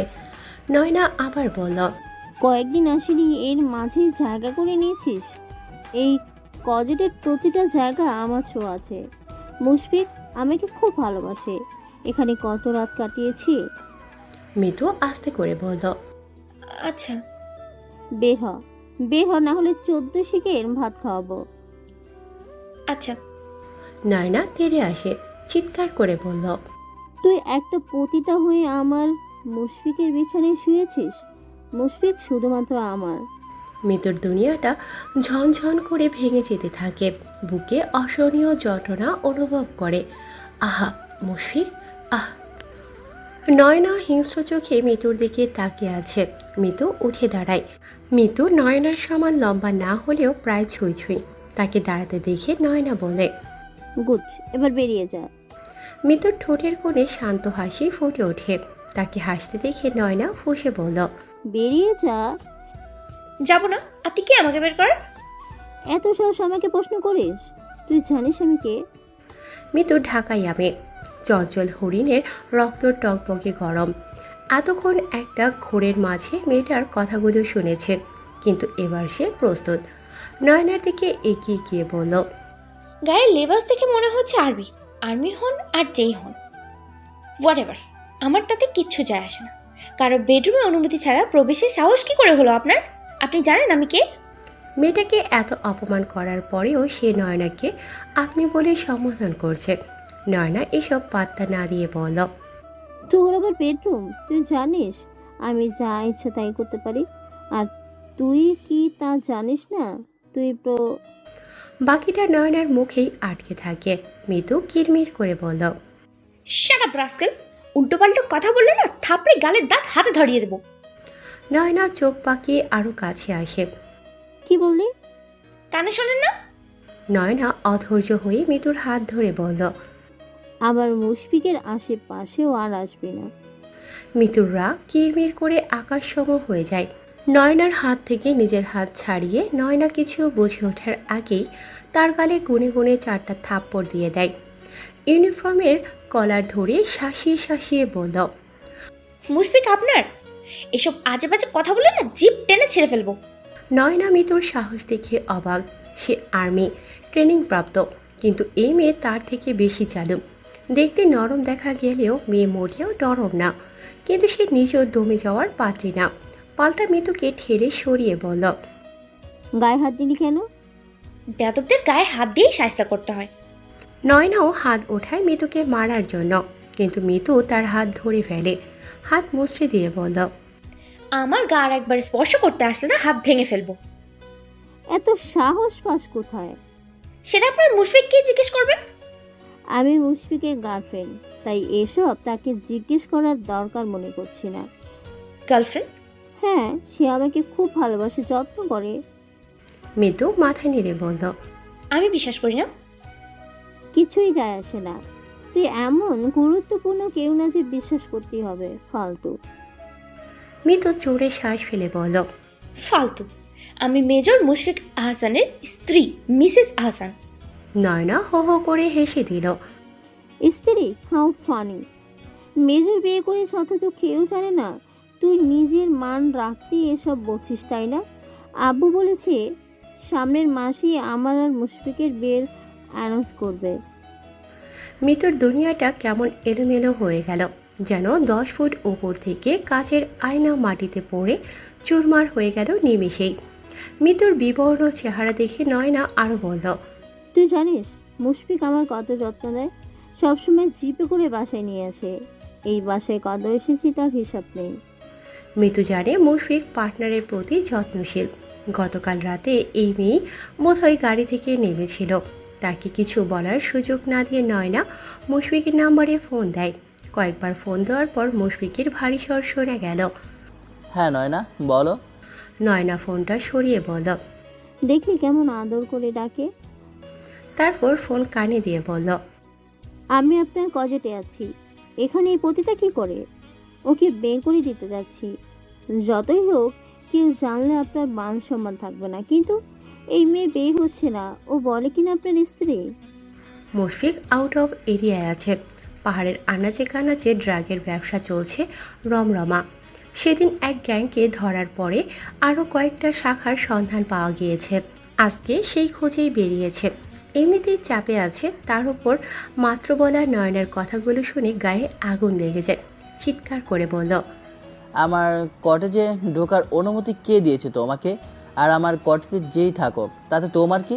এক্ষুনি বেরিয়ে আসো। নয়না থমথম খেয়ে বলল। কিন্তু ওই মেয়েটা। মুশফিক আশেপাশে তাকিয়ে দেখে সবাই তার দিকে তাকাচ্ছে। নিজেকে শান্ত করে আসতে বলে, ও আমার স্ত্রী। তুমি 1 সেকেন্ডের মাঝে বেরিয়ে যাবে। যদি কথার হেরফের হয় এর ফলাফল ভালো হবে না। নয়না কিছু বলার আগেই সংযোগ বিচ্ছিন্ন হয়ে যায়। সে মিতুর দিকে তাকিয়ে বলল, উনিও তোকে বাঁচাতে মিথ্যা কথা বলছে। আজ ক্যাম্পে ফিরে আসুক, বাবাকে সব বলে দেব। তখন বুঝবে অ্যাসিস্ট্যান্ট বাসা আনার ফল। নয়না ধূপধাপ পা ফেলে চলে যায়। মুশফিক বলেছে চলে যাওয়ার জন্য। সে নিঃশব্দে চলে যায়। মিতু সেখানেই দাঁড়িয়ে আছে। মোবাইল নিজস্ব শব্দে চেঁচিয়ে ওঠে। জানান দেয় মুশফিক ফোন দিয়েছে। মিতুর রাগে মোবাইলটা দেয়ালে ছুঁড়ে মারে। সে কিছুতেই বুঝতে পারছে না মুশফিক তাদের বিয়ের কথাটা কেন লুকিয়েছে। এটা কি লুকিয়ে রাখার মতো কোনো বিষয়? সবাই যদি জানতো তাহলে মেয়েটা এত কথা বলার সুযোগ পেত না। মেয়েটার সাথে কি আসলে মুশফিকের কিছু আছে? না থাকলে একটা মানুষ কি করে এত জোর দিয়ে কিছু বলতে পারে? স্ত্রী হওয়া সত্ত্বেও তাকে পতিতার নাম শুনতে হলো। কাল রাতে মেয়েটা জিপ থেকে নেমেছে। মুশফিক তার যত্ন করে। আর ওই নাইটিটা, এটা কি কোনোভাবে ওই মেয়েটার কথা মতে সে এখানে এসে থাকে। সে কি এটা পড়েছিল? মেয়েটা কিছু ভাবতে পারে না। সামনের চেনা খুব পরিচিত দুনিয়াটা যেন মুহূর্তেই রং বদলিয়ে ফ্যাকাশে হয়ে যায়। সে ফ্লোরে বসে পড়ে।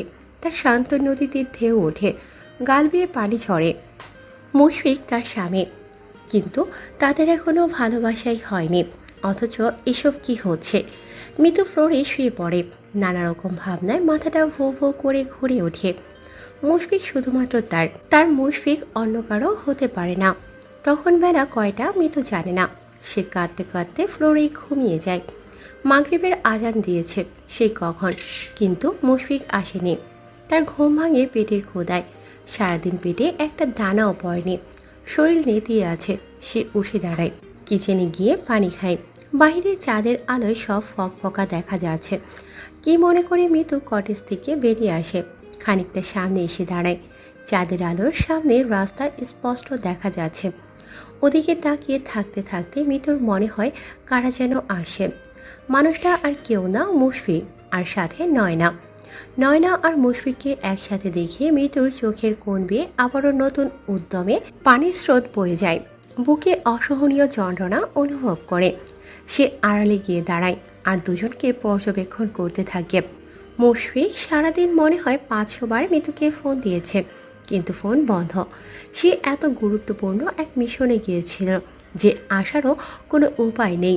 আর্মিদের কাজটাই এমন, সব ভেসে যাক, কিন্তু দেশের কাজ আগে। নয়নার কাছে এসব শুনে মৃদুর অবস্থা না জানি কি হয়েছে, চিন্তায় তার অবস্থা খারাপ। নিজের মাঝে এত অস্থিরতার মাঝেও কটেজে আসার কোনো সুযোগ নেই। তখনই ইচ্ছে করছিল নয়নার গালে থাপ্পড় দিয়ে লাল করে দিতে। এখন নয়নাকে কটেজ থেকে বের করে এনেছে। নয়নাকে কিছু বলার সুযোগ না দিয়ে শক্ত হাতে 2 থাপ্পড়ে নয়নার কান বন্ধ হয়ে গিয়েছে। নয়না গালে হাত দিয়ে অবাক হয়ে মুশফিকের দিকে তাকালে মুশফিক বলল, এই পর্যন্ত একদিনও তোমাকে আমার কটেজে ঢুকতে দিয়েছি, আজকে কোন সাহসে প্রবেশ করেছো? নয়নার গাল ব্যথা করছে। সে বলল, আপনার কজেটে গেলে কি সমস্যা? মুশফিক চিৎকার করে বলল, সমস্যা আছে। আর তুমি মিতুকে কি বলেছো? পতিতা? প্রতিটা কজেটে আনবেন, তাকে কিছু বললেই দোষ? মুশফিক রাগে আরেকটা থাপ্পড় দেয়। নয়না ছিটকে যায়। ও আমার স্ত্রী, বিয়ে করা স্ত্রী। আমার কটেজে থাকলে সে পতিতা নয়, এসব দেখার অধিকার তোমার নেই। তুমি সাধারণত এক সৈনিক, তাছাড়া আর কিছুই না। তোমার বাবা কর্নেল, কিন্তু সেই গরম আমাকে দেখাবে না। নয়না হতভম্ব হয়ে তাকিয়ে আছে। মেয়েটা কি আসলেই মুশফিকের স্ত্রী? সে কি তবে ভুল ভেবেছে? এ কথা ঠিক যে সে তার আব্বুর কথা বলে অনেক কিছুই হাসিল করে নেয়। মুশফিক বলল। আর কি বলেছো মিতুকে? নয়না ভয়ে ভয়ে বলল। আর কিছু বলিনি। মুশফিক জানে নয়না আরও অনেক কিছু বলেছে। এই মেয়ে খুব খারাপ। সে বলল, যদি শুনি আর কিছু বলেছো তাহলে তোমার অবস্থা খারাপ হবে, আমার ভয়ঙ্কর রূপ দেখবে। আপনার স্ত্রী আমাকে মেরেছে সেটা? মুশফিকের ভ্রু কুঁচকে যায়। মৃত নয়নাকে মেরেছে। সে বলল, ভালো করেছে। সে মেজর স্ত্রী, নিশ্চয়ই বিড়াল নয়। সিংহর সঙ্গী সিংহই হয়। যাও, বাসায় যাও, আর কখনো আমাদের ব্যাপারে কথা বলতে আসবে না। আমি তোমার বাবার কাছে সব বলে দেব। আর মেয়ে বলে আমার আঘাত থেকে মুক্তি পেয়েছো, না হলে আমার স্ত্রীকে হীন করার কথার অপরাধে নির্ঘাত এখানেই পুঁতে ফেলতাম। নয়না ভয়ে কটেজের দিকে চলে যায়। চোখের পানিতে গাল বেয়ে যাচ্ছে। গাল লাল টকটকে হয়ে গেছে। মনের মাঝে প্রতিশোধের তীব্র নেশায় মাথা নেচে ওঠে। মৃত থরথর করে কাঁপছে। দুর্বল পা ফেলে যত দ্রুত সম্ভব রুমে আসে। রুমে এসে রাগে দেয়াল মিররে হাত দিয়ে আঘাত করে। আয়নাটা চুরমার করে দিতে চায়। আয়না ভাঙে, কিন্তু হাত বিশ্রীভাবে কেটে যায়। মুশফিকের বুটের শব্দ শোনা যাচ্ছে। মৃদু ফুঁপিয়ে ওঠে। বুকের কষ্টটা যেন এই মানুষটার সান্নিধ্যে এসে উতলিয়ে ওঠে। মুশফিক এসে দেখে মৃদু চুপচাপ দাঁড়িয়ে আছে। সে মৃদুর দিকে তাকিয়ে থাকে। বিবর্ণ ফ্যাকাশে মুখ দেখে তার কেমন কষ্ট হয়। তার চোখ যায় হাতির দিকে। হাত থেকে টপ টপ করে লাল বর্ণের তরল মেঝেতে জমা হচ্ছে। হাতের ব্যাগটা দূরে রেখে মৃদু কাছে আসে। হাতটা ধরার জন্য হাত বাড়িয়ে বলল, হাত কেটেছে কি করে? মিতু, তুমি কি করেছো? মৃত মুশফিককে হাত ধরতে দিল না। এক ঝটকায় মুশফিকের থেকে দূরে গিয়ে বলল, আমি পতিতা, পতিতাদের এত যত্ন করতে হয় না। আপনি ওই মেয়ের কাছে যান যে আপনার গার্লফ্রেন্ড, আর মেয়েটা। মুশফিক হতভম্ব হয়ে তাকিয়ে থাকে। মৃত্যু কিছু না বলে ছুটে কটেজ থেকে বেরিয়ে যায়। তারপর কোনো দিকে না তাকিয়ে পাহাড়ের দিকে ছুটতে থাকে। তার ইচ্ছা সে পাহাড় থেকে ঝাঁপ দিয়ে মরে যাবে। উঁচু পাহাড়ের গায়ে নাম না জানা হাজার রকমের গাছগাছালি লেপ্টে আছে। মানুষ হাঁটার ফলে সরু চিকন রাস্তা হয়েছে। মৃদু সেই পথ ধরে ছুটে যাচ্ছে। পেছনে না তাকিয়েও বুঝতে পারছে যে মানুষটা তার পেছনে পেছনে আসছে। কয়েকবার গম্ভীর গলায় ডাক শুনেছে, কিন্তু মৃদু দাঁড়ায়নি। কিভাবে দাঁড়াবে? তার অভিমান যে আকাশের চেয়েও বেশি হয়ে গিয়েছে। অবশেষে পাহাড়ের কিনারায় এসে দাঁড়ায়। উজ্জ্বল চন্দ্র আকাশ ছাপিয়ে মিষ্টি আলোয় ভুবন ঝকঝকে করে দিয়েছে। পাহাড়গুলো দেখা যাচ্ছে।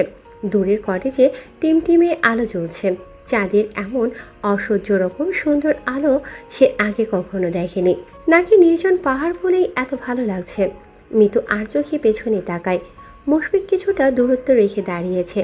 মৃত্যুর বুকটা অভিমানে ফুলে ফেপে ওঠে। মনে উকি দেয় হাজারো প্রশ্ন। সারাদিন যত কষ্ট হয়েছে, এই মানুষটাকে দেখে যেন কষ্ট আরও বেড়েছে। তুষের আগুন যেমন দাও দাও করে জ্বলে, মুশফিকের সান্নিধ্য পেয়ে যেন মৃত্যুর ভেতরটা এভাবেই জ্বলছে। কেন? গম্ভীর রাগে মানুষটার নরম আবেশী আদরে কথা শোনার জন্য। মুশফিক খুব ক্লান্ত। সারাদিন গাধার মতো পরিশ্রম করেছে। এখন শরীরটা যেন পাথরের মতো ভারী লাগছে। বিছানায় শুয়ে যেতে পারলেই শান্তি লাগতো। কিন্তু সব ক্লান্তি দূরে ঠেলে স্ত্রীর পেছনে ছুটে এসেছে। রাগ যেহেতু তার কারণেই হয়েছে, রাগ ভাঙানোর দায়িত্বও তার। তাছাড়া এমন কথা শোনার পরে রাগ হওয়াটা স্বাভাবিক। সে আস্তে করে মিতুর পেছনে গিয়ে দাঁড়ায়। মিতু স্পষ্ট মুশফিকের কাছে আসাটা অনুভব করছে, অথচ সে পেছনে ফিরে তাকায়নি। মুশফিক আস্তে করে বলল,